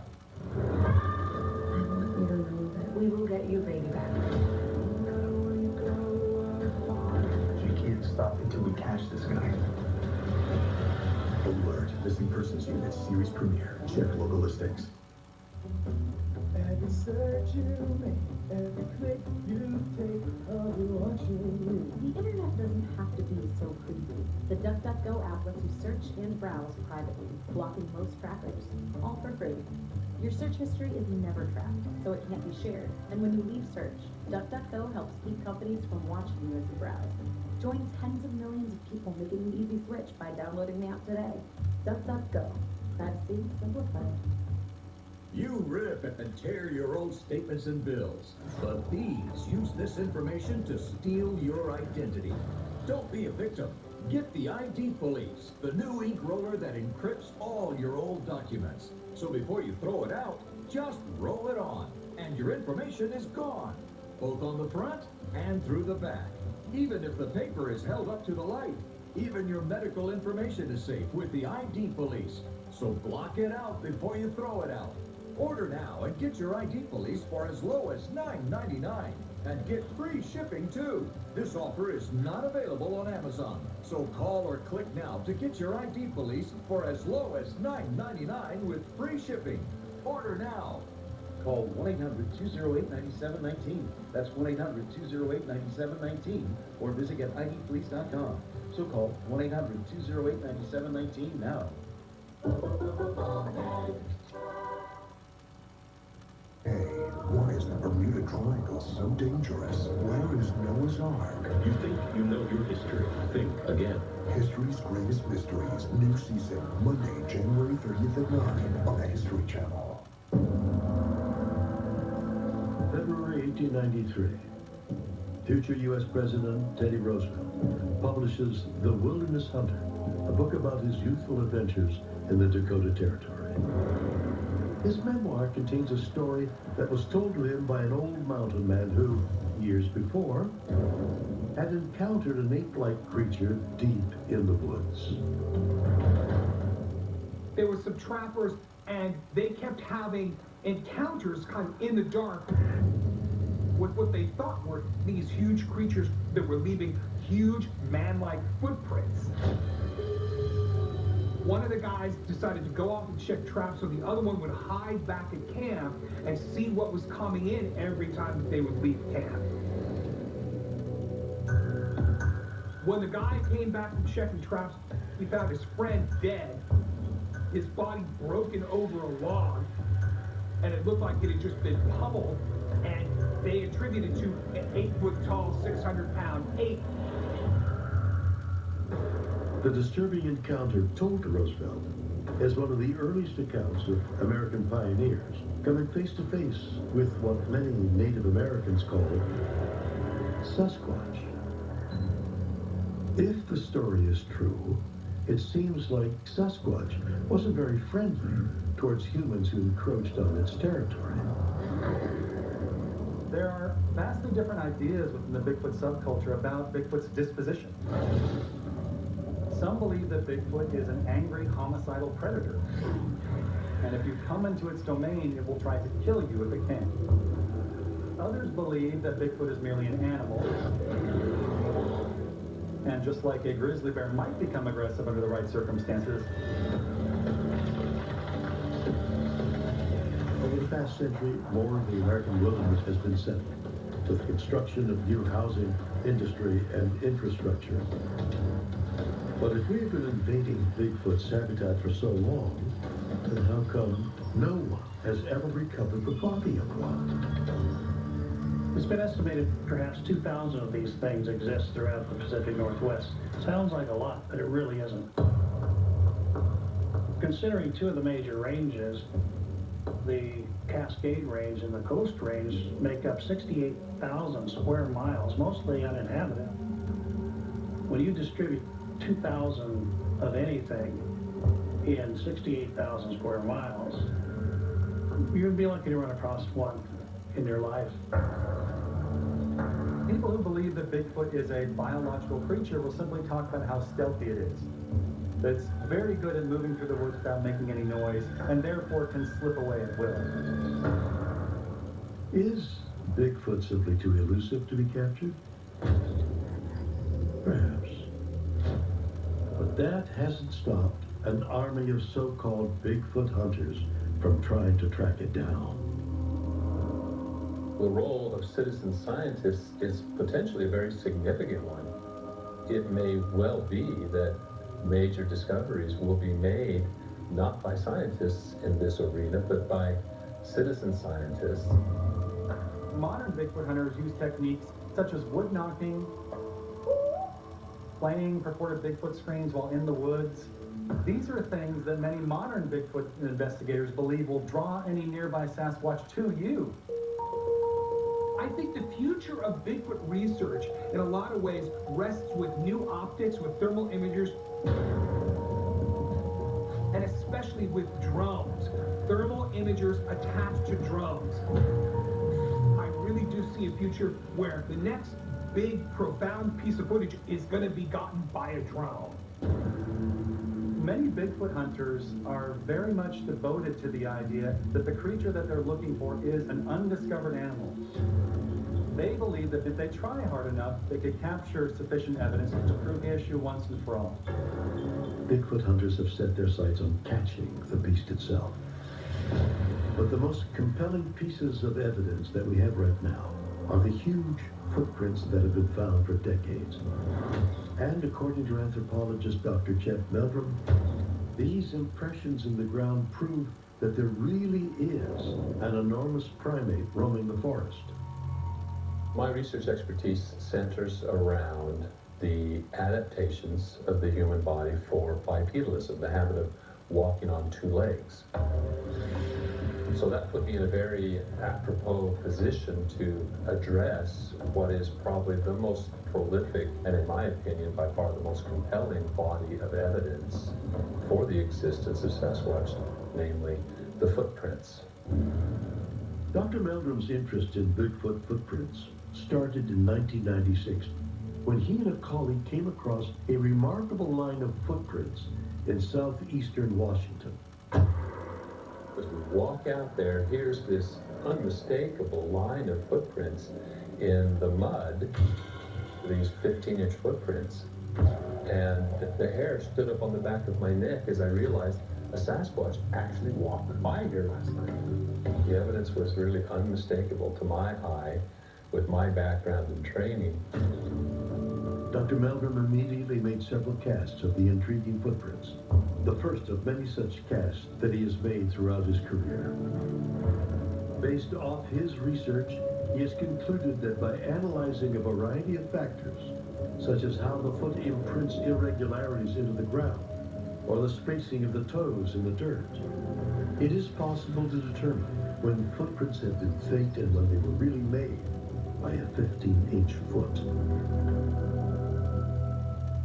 So here we are over 20 years later, and in addition to the 7 footprint casts that I made on that afternoon, there are over 300 casts to keep them company here in the specimen drawers in my laboratory. It's just been an amazing road that has yielded, due to this extraordinary sample, the emergence of a model of a foot that is not simply an enlarged facsimile of a human footprint, but rather shows all the distinctions of a foot adapted to transport a 800 to 1,200 pound bipedal primate through the rough, irregular, inclined terrain of the mountainous forests they are said to inhabit. If Bigfoot is making giant footprints in the forest, then is it a creature that can be explained by conventional science? Bigfoot researchers believe the answer is yes. And they claim that Bigfoot is an animal that has already been found.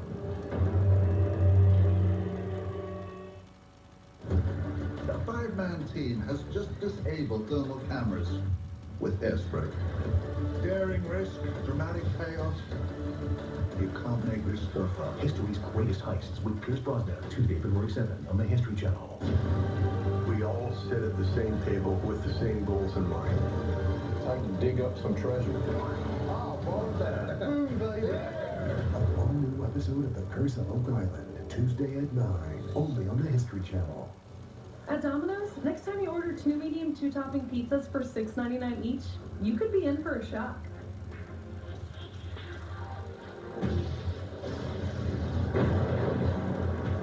Because Domino's is now delivering pizza with new electric vehicles across the country. With hundreds of EVs on the road today and hundreds more to come, it's good for pizza delivery and better for the planet. You're good. I'm great.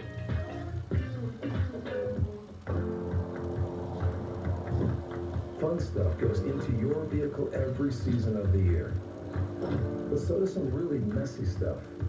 You need complete year-round protection, like laser-measured cargo liners from WeatherTech, or the bump step to protect your bumper, and laser-measured floor liners to keep the carpet looking new, while the cup foam keeps your phone secure. So don't let the elements spoil your fun. Order your American-made products at WeatherTech.com. You're in a hurry. I'm off to American Fest. I heard what you said, but now that we're paying for glasses. 2 pairs and a free quality eye exam starting at just $79.95. The exam alone is worth $59. I mean, people deserve breaks, right? Yeah, breaks. Book an exam today at americansbest.com. Work bye, vacation high. Book a Priceline, because when you save more, you can no way more. No way. No way. No way. No way. No way. Priceline, every trip is a big deal. Every moment in life is a bet. Like betting on taking a hitchhiker tailgating.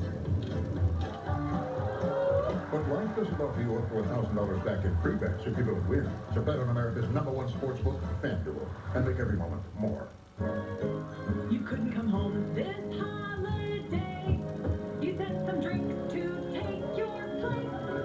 When you can't be near your drizzly tooth and them good cheer. Ding dong, it's drizzly. The comforts of home are best enjoyed with the most comfortable slippers on earth.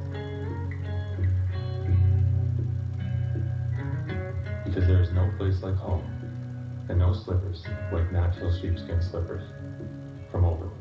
Last year, I got stuck paying for my ex's internet for months before I finally caught it. That won't happen again in 2023, thanks to Rocket Money. Rocket Money finds hidden subscriptions, and you can cancel the ones you don't want with one tap. Join Rocket Money today.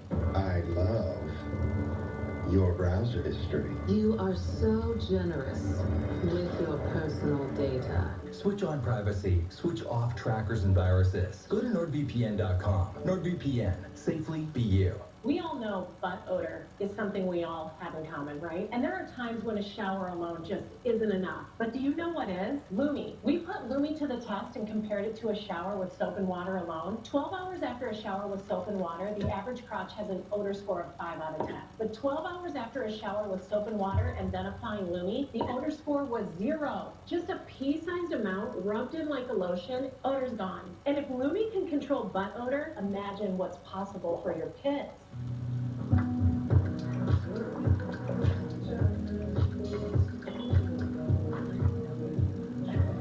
Hi, Dad. This is our maker's moment, and we make it remarkable.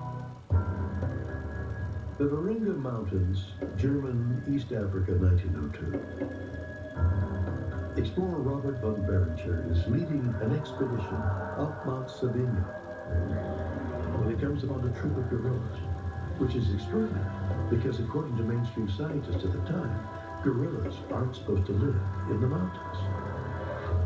For years, when reports came out about mountain gorillas, people said they're lying, they're hoaxers, until we finally had specimens.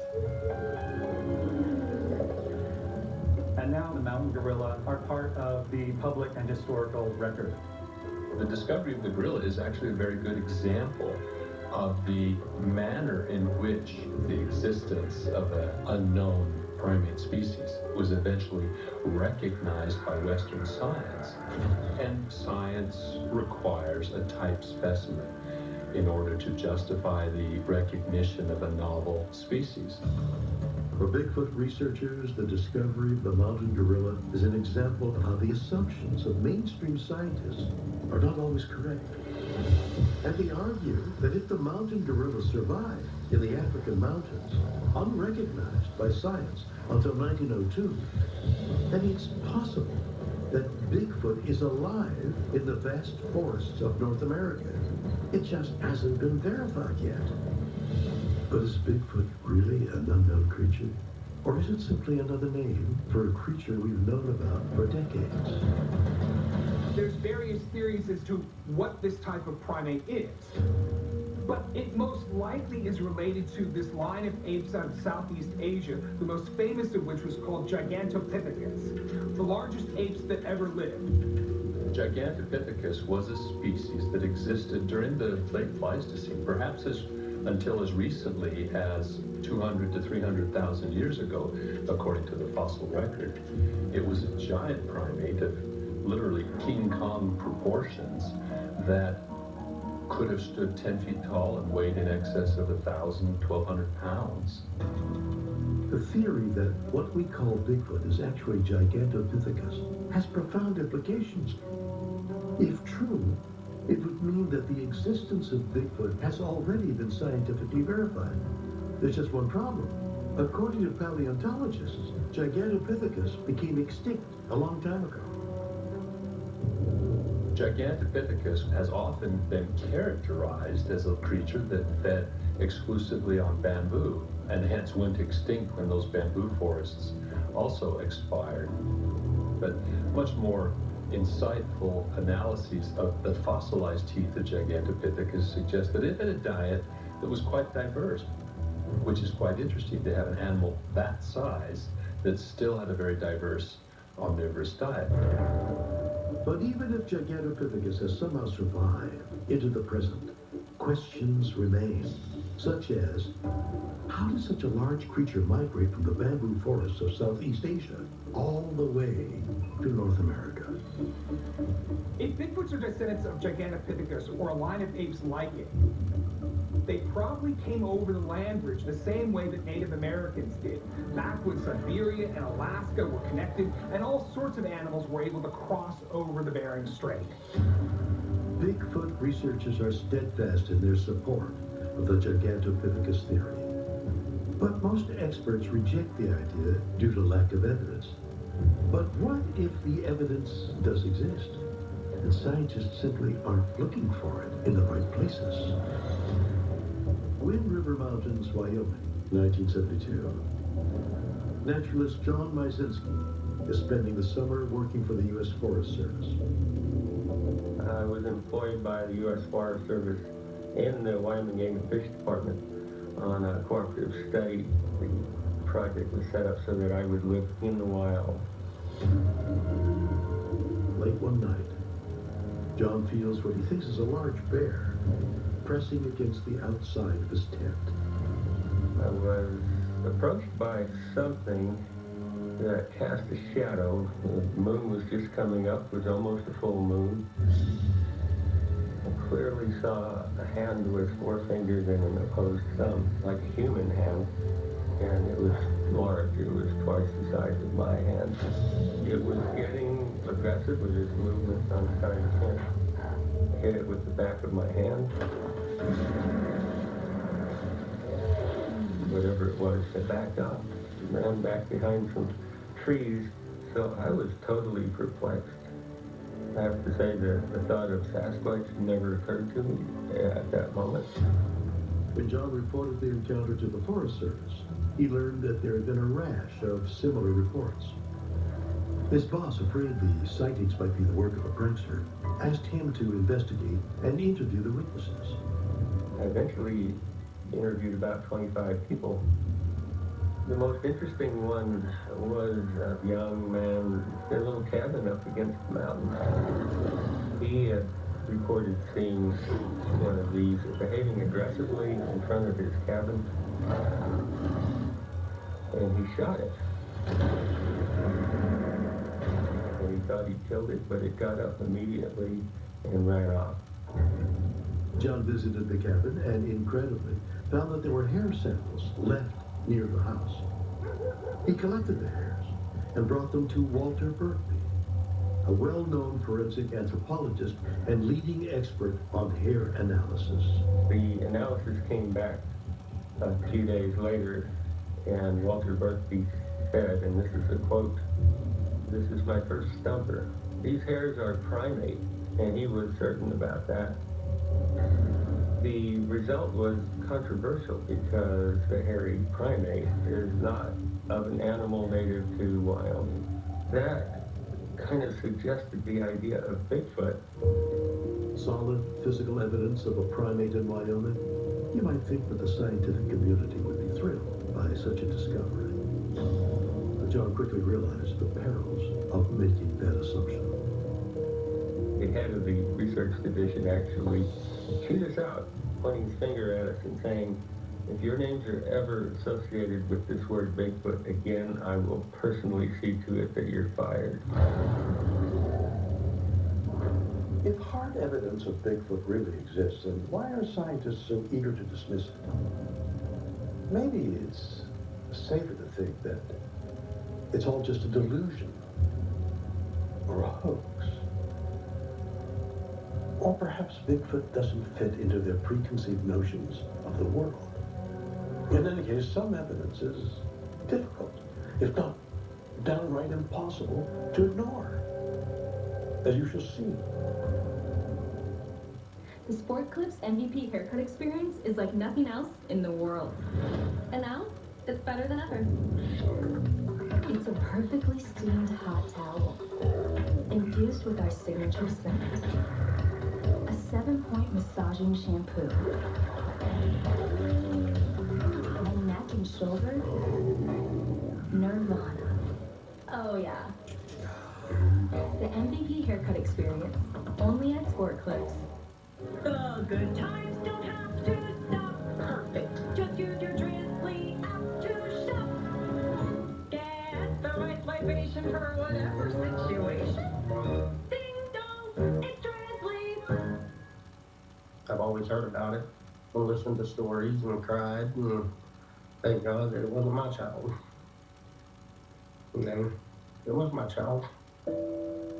Nobody's thinking about, well, what if my kid gets diagnosed with cancer? it can happen. Like, what if it does happen? What do we do? In that moment, death was not an option. And if death is not an option, then I have to find the best place that will help her to live. And St. Jude was that place.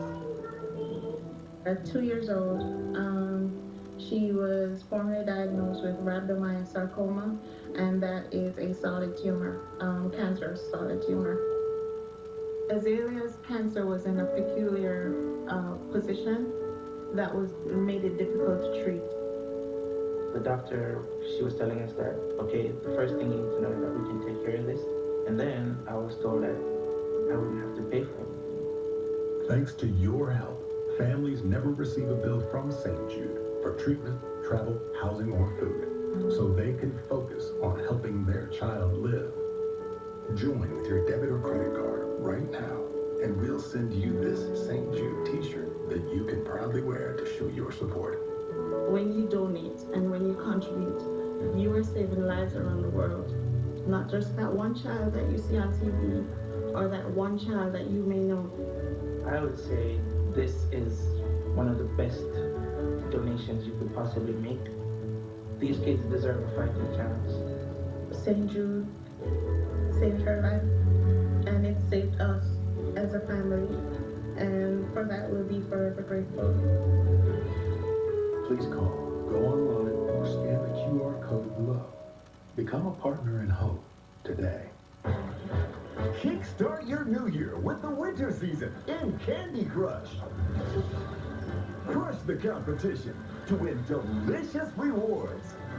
Sweet, next level crushing. Play now. Hi, I'm Lauren. I lost 67 pounds on GoLo. I have tried so many different products and have lost so much money and wasted a lot of time. GoLo is a miracle. It really is. No money wasted in this at all. When you automate sales tax with Avalara, you don't have to worry about things like changing tax rates or filing returns.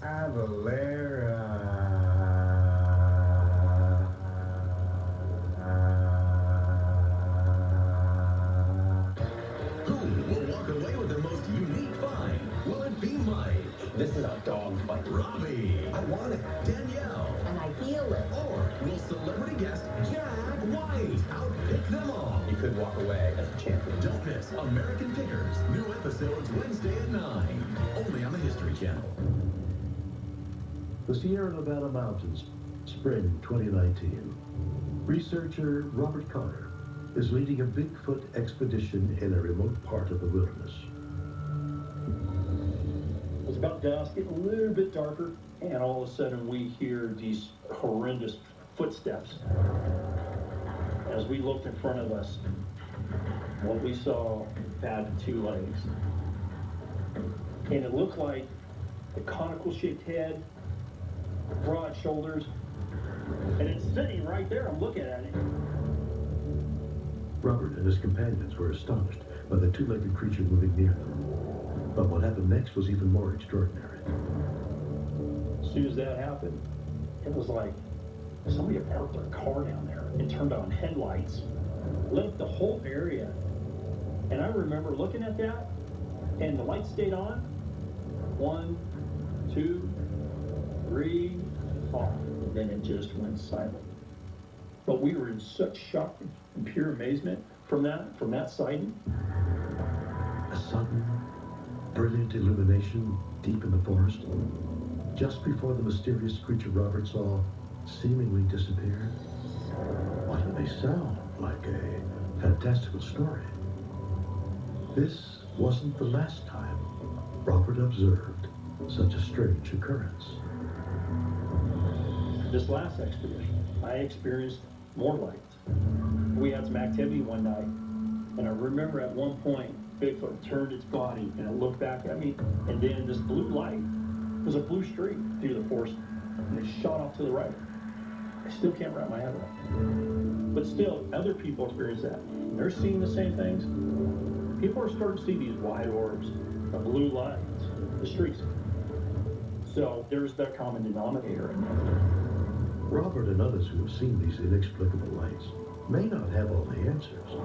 However, the phenomena suggests an intriguing possibility. You see, most researchers speculate that Bigfoot could be some form of ape, or man, or a mix of both. But what if those theories are missing the target? If Bigfoot is real, could it be totally different from any kind of creature that we're familiar with? Perhaps the answer can be found by examining one of the most notorious Bigfoot encounters in history. Southwestern Washington, July 1924. Gold prospector Fred Beck and some miners are working on a claim not far from Mount St. Helens when they hear a bizarre noise. Fred and one of his friends heard strange whistling sounds and all of a sudden saw a hairy creature peek its head out from behind a tree. The men instantly pulled out their guns and started shooting at the creature, which howled and screamed as it ran away. And this attack on the creature seemed to provoke it, because that evening, Fred and his friends in their cabin were assaulted by what seemed to be a group of Sasquatch, or Big Feet. They heard pounding on the roof. Fred described the creatures as tall and hairy, having ape-like faces and being entirely hair-covered, and between 6 to 8 feet tall, running around on 2 legs. The men soon realized that the cabin would not necessarily protect them from their attackers because the creatures bombarded the cabin with huge rocks from the cliffs above, and then tried to get inside. In one especially terrifying part of the story, a creature reached its hand through the cabin and tried to grab an axe. But Fred grabbed the head of the axe and turned it so the creature couldn't pull it through. The next morning, as it neared daylight, the attacks finally stopped. And Fred and his friends decided to make their escape. And this story made its way into the papers. And ever since then, this area has been known as Ape Canyon. For some, the so-called Ape Canyon incident proves that Bigfoot possesses intelligence that exceeds that of any known animal and rivals our own. But to others, the incident suggests something much more incredible. If you actually look back to Fred Beck's own works, he did not think these creatures were actually undiscovered animals. He thought they were spiritual entities from another plane of existence. He claimed they would find a footprint track that would suddenly end in the middle of a sandbar, suggesting that a creature had just simply disappeared as it was walking. So from his perspective, this was not an undiscovered ape. It was a mystical creature from another dimension. A mystical creature from another dimension. But how is such a thing possible? And doesn't that theory contradict mainstream Bigfoot research? Well, the idea that Bigfoot might be able to disappear into another dimension, that is very threatening to that view that it's simply an undiscovered animal. And in fact, people oftentimes make fun of Bigfoot hunters and say you're just like ghost hunters. You're just like people who see fairies and demons. And when you add paranormal elements to a Bigfoot story, you open them up for that very criticism that bothers them so much. Most of the contemporary traditions assign Bigfoot or Sasquatch to the natural world. In other words, it's not a supernatural character. Most of the native traditions would be more of the spiritual world, or more of the supernatural world. That this figure is more than simply a large hominid living out there. They've ascribed some powers to them, spiritual powers. They can change into different things at times, which aids in their ability to seem to vanish on location. Shapeshifters, if you will. And so they have a whole different respect for them spiritually. Does Bigfoot really have mystical powers? And could this fantastical notion help to explain things about Bigfoot that have, up till now, stumped researchers? There are those who believe that the answer is yes. And that one big reason why Bigfoot has otherworldly abilities is because he really is from another world. Feeling sluggish or weighed down could be a sign that your digestive system isn't at its best. But a little Metamucil every day can help. Metamucil psyllium fiber gels to trap and remove the waste that weighs you down, and also helps lower cholesterol.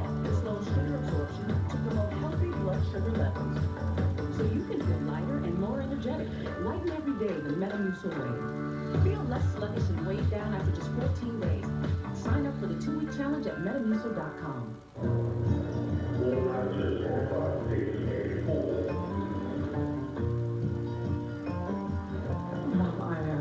I could be, baby, where you are. If I could be, baby, where Distance means so little when a gift says so much. Etsy has it. I want my daughter Riley to know about her ancestors and how important it is to know who you are, to know where you came from. We're discovering together. It's been an amazing gift. At Domino's, we appreciate those who get off the couch to pick up the pizza. Be right back. In our eyes, you're the carry-out hero. It's a pull, sweetie. And to recognize your efforts, we're tipping you $3 for picking up your online carry-out order at Domino's. The greatest threat to that ranch is our father. So I will remove the threat. On the mid-season finale of Yellowstone. I got something to ask Casey. I need his help. I need it from all in. Governor Dutton has violated state law. The Attorney General's office is seeking impeachment. He has declared war on us. I'm aware of that. Yellowstone. Only on Paramount Network. Hello, welcome to T-Town. Like men over 40 everywhere. These guys experience a drop in testosterone. Don't worry, it happens to all of us. Some guys took my advice about how to boost their testosterone, and some didn't. This guy got the message loud and clear. That's right, Nugenix Total T. Nugenix Total T is a unique patented formula powered by Testofen, a patented key ingredient clinically researched to boost free testosterone, to help you feel stronger, leaner, with more muscle and drive. Nugenix is #1 doctor recommended, #1 at GNC, and #1 at Walmart. But you can only get your complimentary bottle by texting MARCH to 321321. Thanks. It'll make you feel like a new man. And by the way, she'll like it too. Get your complimentary bottle of Nugenix now. Text MARCH to 321321. Text now and we'll include a bottle of Nugenix Thermo, our most powerful fat incinerator ever, absolutely free. The unknown is not empty. It's a storm that crashes and consumes, replacing thought with worry. But one thing can calm uncertainty: an answer. Uncovered through exploration, teamwork, and innovation. An answer that leads to even more answers. Mayo Clinic. You know where to go. History is like an ocean in a storm. The truth lost somewhere beneath the roaring surf. The only way to find it is to dive in. Investigate every angle with history's greatest mysteries. Monday, January 30th, only on the History Channel. Northern Tennessee, 2004. Bigfoot researcher Joe Fex visits a rural Appalachian farm owned by a woman who claims that she has encountered Bigfoot not once, not twice, but many times over a period of years. Janice Carter Coy claimed Bigfoot would come down the mountain, visit this barn that was about 2 miles away, and that they would come visit her grandfather's farm. Eager to find out whether Janice's incredible story could be true, Joe decided to do a nighttime stakeout on her farm. That night, Joe and Janice were sitting around a fire pit when Joe noticed something strange. As we're talking, I see between these barn structures 2 very bright, very vivid lime green lights, and they're floating across this open area between these structures. I thought, wow, Tennessee has got some pretty extremely large lightning bugs out here. But the green lights started to come closer to him, and Joe realized that what he thought were fireflies were actually glowing eyes. I could see the structure of a very large, long-haired, shaggy, what looked like a very muscular ape, And I looked over at Janice, and she's just looking at me with this grin.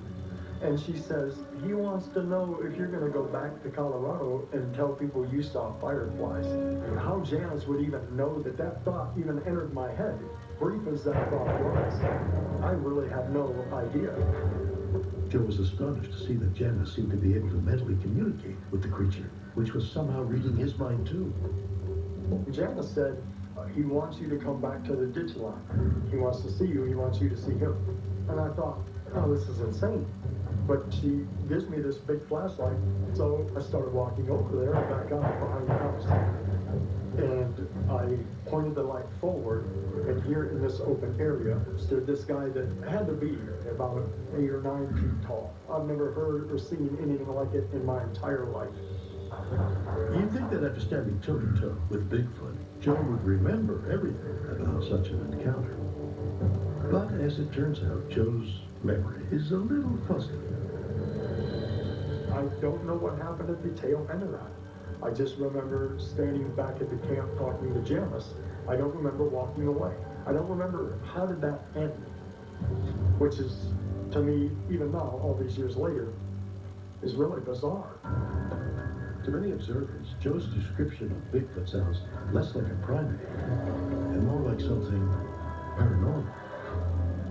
Joe Beck's story actually sounds a lot like a UFO abduction account to me. When you claim that there's some period of time that you simply cannot account for. In alien abduction lore, this is called missing time. And it's believed that the aliens will erase your memory for a certain period of the encounter. There are other stories within the Bigfoot realm where people claim to have had encounters with UFOs or even had an abduction.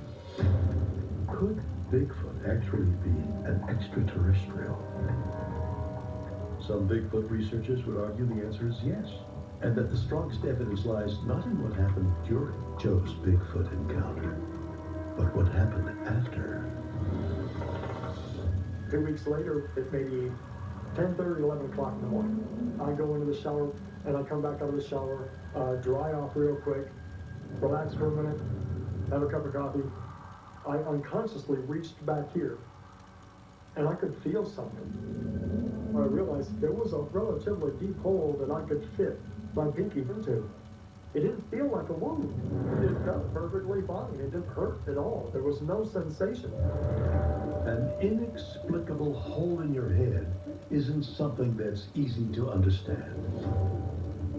But after considering every possibility, Joe recognized that what happened to him was bizarre, but not exactly unheard of. All of these things are extremely familiar in the field of UFOs and the subfield of UFO abductions.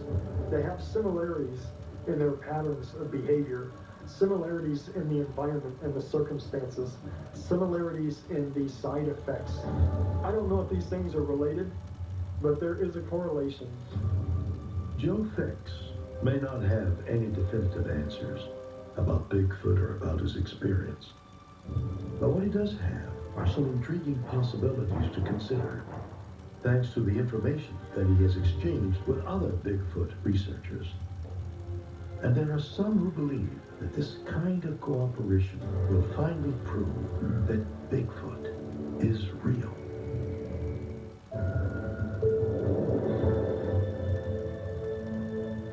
What did you do now? Want to know a secret? A team of the nation's top experts. Problem solved. Are restoring historic family treasures in total secrecy. This is going to be a complete surprise to me. Wow. Secret Restoration. New episode Wednesday at 10. Only on the History Channel. We have to finish this guy. Tuesday. There'll be some metallic object. The cave is very interesting. Is there any treasure deposition? Stop. Some sort of pedestal sticking out. The Curse of Oak Island. Tuesday at 9. Only on the History Channel. At Domino's, next time you order 2 medium 2-topping pizzas for $6.99 each, you could be in for a shock.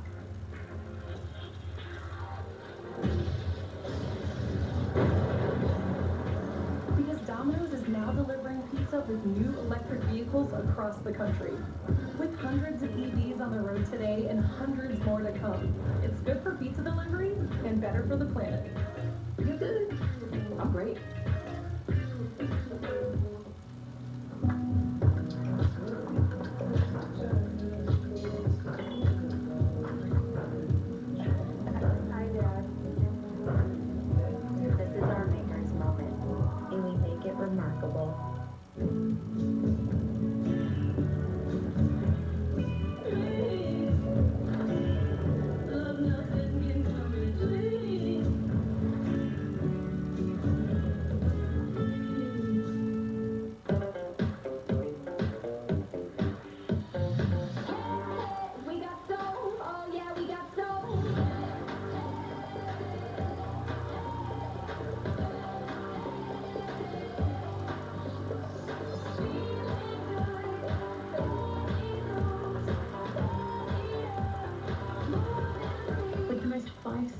car's reviews on TripAdvisor. Your gorgeous vacation at sea awaits. When Mom started wandering at night, she needed 24/7 supervision. It was clearly taking a toll on Dad. So we called a place for Mom. Our advisor really understood our needs, guiding us through the process to find the best memory care community close to home. Mom is now in the perfect place, and Dad and I can now go back to being her loving husband and daughter again, instead of her caregivers. Our service comes at no cost to your family. Connect with us today. Why is Aaron happy? Well, just days ago, his old wheels gave out. But he knew Carvana had his back. That's because Carvana had tens of thousands of cars under $20,000. So Aaron's folks could help him out with a sweet ride. No way. Yes way. With the most cars under $20,000 and our car vending machines, we'll drive you happy at Carvana. Time is running out to give a year-end gift like no other. A gift that can help St. Jude Children's Research Hospital save lives. I didn't know a lot about brain tumors, and what I had heard wasn't good. If we didn't come to St. Jude, I really feel that Felicity wouldn't be with us. Every gift counts, and whatever you can give will make a difference. Please don't wait. Make your donation now to help St. Jude save lives. This is our premium platinum coverage map, and this is Consumer Cellular's map. I don't see the difference, do you? Well, that one's purple. Get the same coverage at half the cost. Save up to $250 a year on all the talk, text, and data you need. Consumer Cellular. The Oregon Coast Mountain Range. Here, not far from the shore of the Pacific Ocean, lies a densely wooded area that, once a year, is the site of an invitation-only conference attended by international experts in their field. It's called Beachfoot. It was in 2003 that I had this thought, what would happen if you could get all of these well-known researchers locked in the same room at the same time? The amount of brain trust there would be amazing. The Bigfoot gathering where scientists get to discuss openly their research and findings concerning Bigfoot, I think it's a very important step which will open up the subject to other scientists who are interested in studying this kind of phenomenon. One of my most enjoyable activities at such an event is sometimes I teach a workshop on tracking 101. Those are opportunities where non-academics, non-PhDs can strive to emulate the scientific method in their own search for the evidence they presume to find. Gatherings like Beachfoot prove that the legend of Bigfoot is alive and well. But how is that possible when no conclusive evidence of Bigfoot has ever been found? What drives our interest in this enduring mystery? The reason I believe that the Sasquatch subject has such staying power is that there's so many witnesses out there. There's many parts of the country where if you go and ask people if they've ever seen one, so often you'll hear, no, I haven't, but I know somebody who has. So there's many people out there who at least know someone they trust who's told them that they've seen these things, and that has had the effect of changing people's opinion about the subject of what would otherwise be just total skepticism everywhere. Bigfoot matters because it would be tangible proof of a solved mystery. Finding a real Bigfoot, a real creature, would be like discovering another piece of the world. And it's us reaching for another piece of that unknown that's always just beyond our reach. So now, what do you think? Huh? Is Bigfoot real, or is it all just part of an elaborate hoax? I guess that depends on what kind of a person you are. If you're the open-minded type, who believes that the world is filled with wonder, then you probably believe it's real. If you are the hard-nosed, cynical type, then you're convinced it's all nonsense. But then there's a third type. A type who has actually seen Bigfoot in the fur-covered flesh. For you, Bigfoot is real. And your experience has convinced you that there is much about this mysterious creature that for now remains unexplained.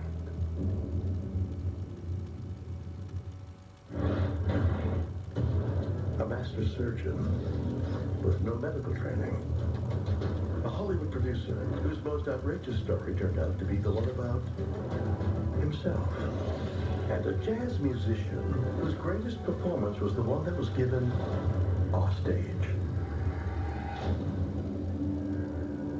What makes a person want to become someone else? Is it to escape their life? Or is it to fool someone? Or is there an even more profound reason? Well, that is what we'll try and find out.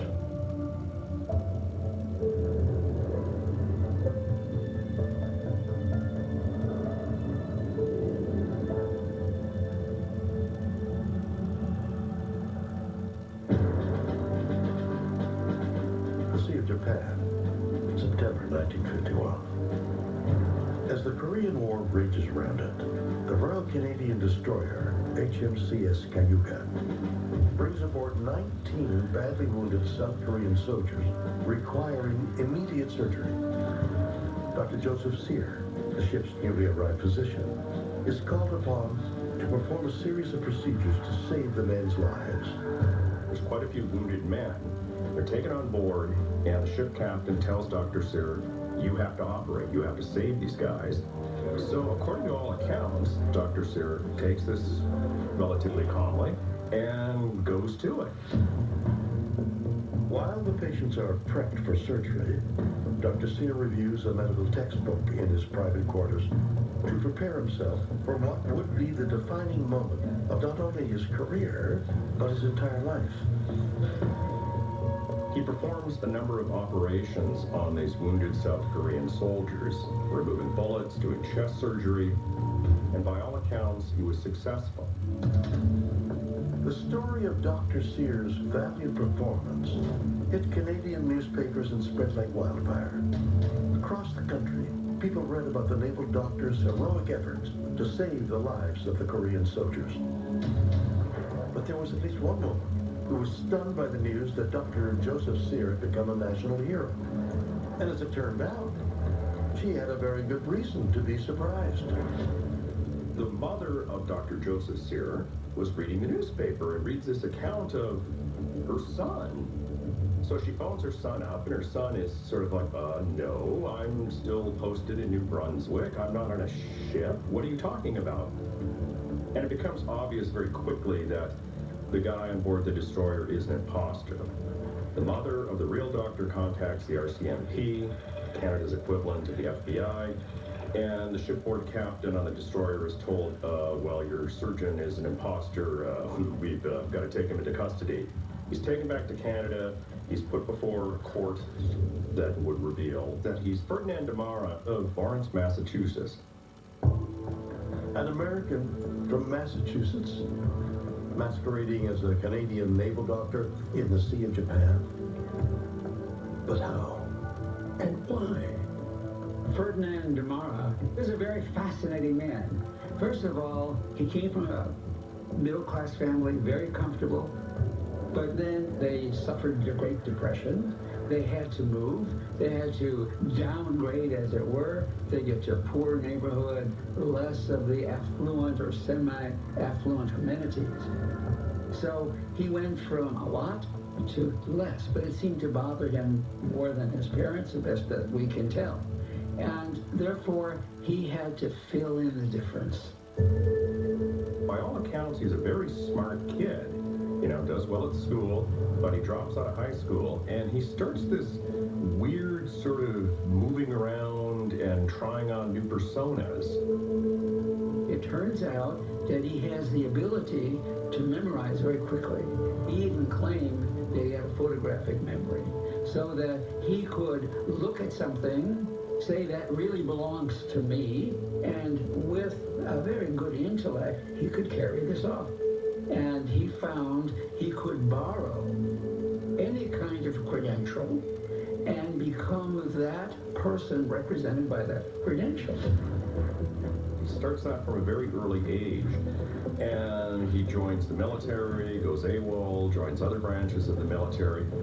And one of his very early impersonations, he pretends to be a Trappist monk and joins a monastery.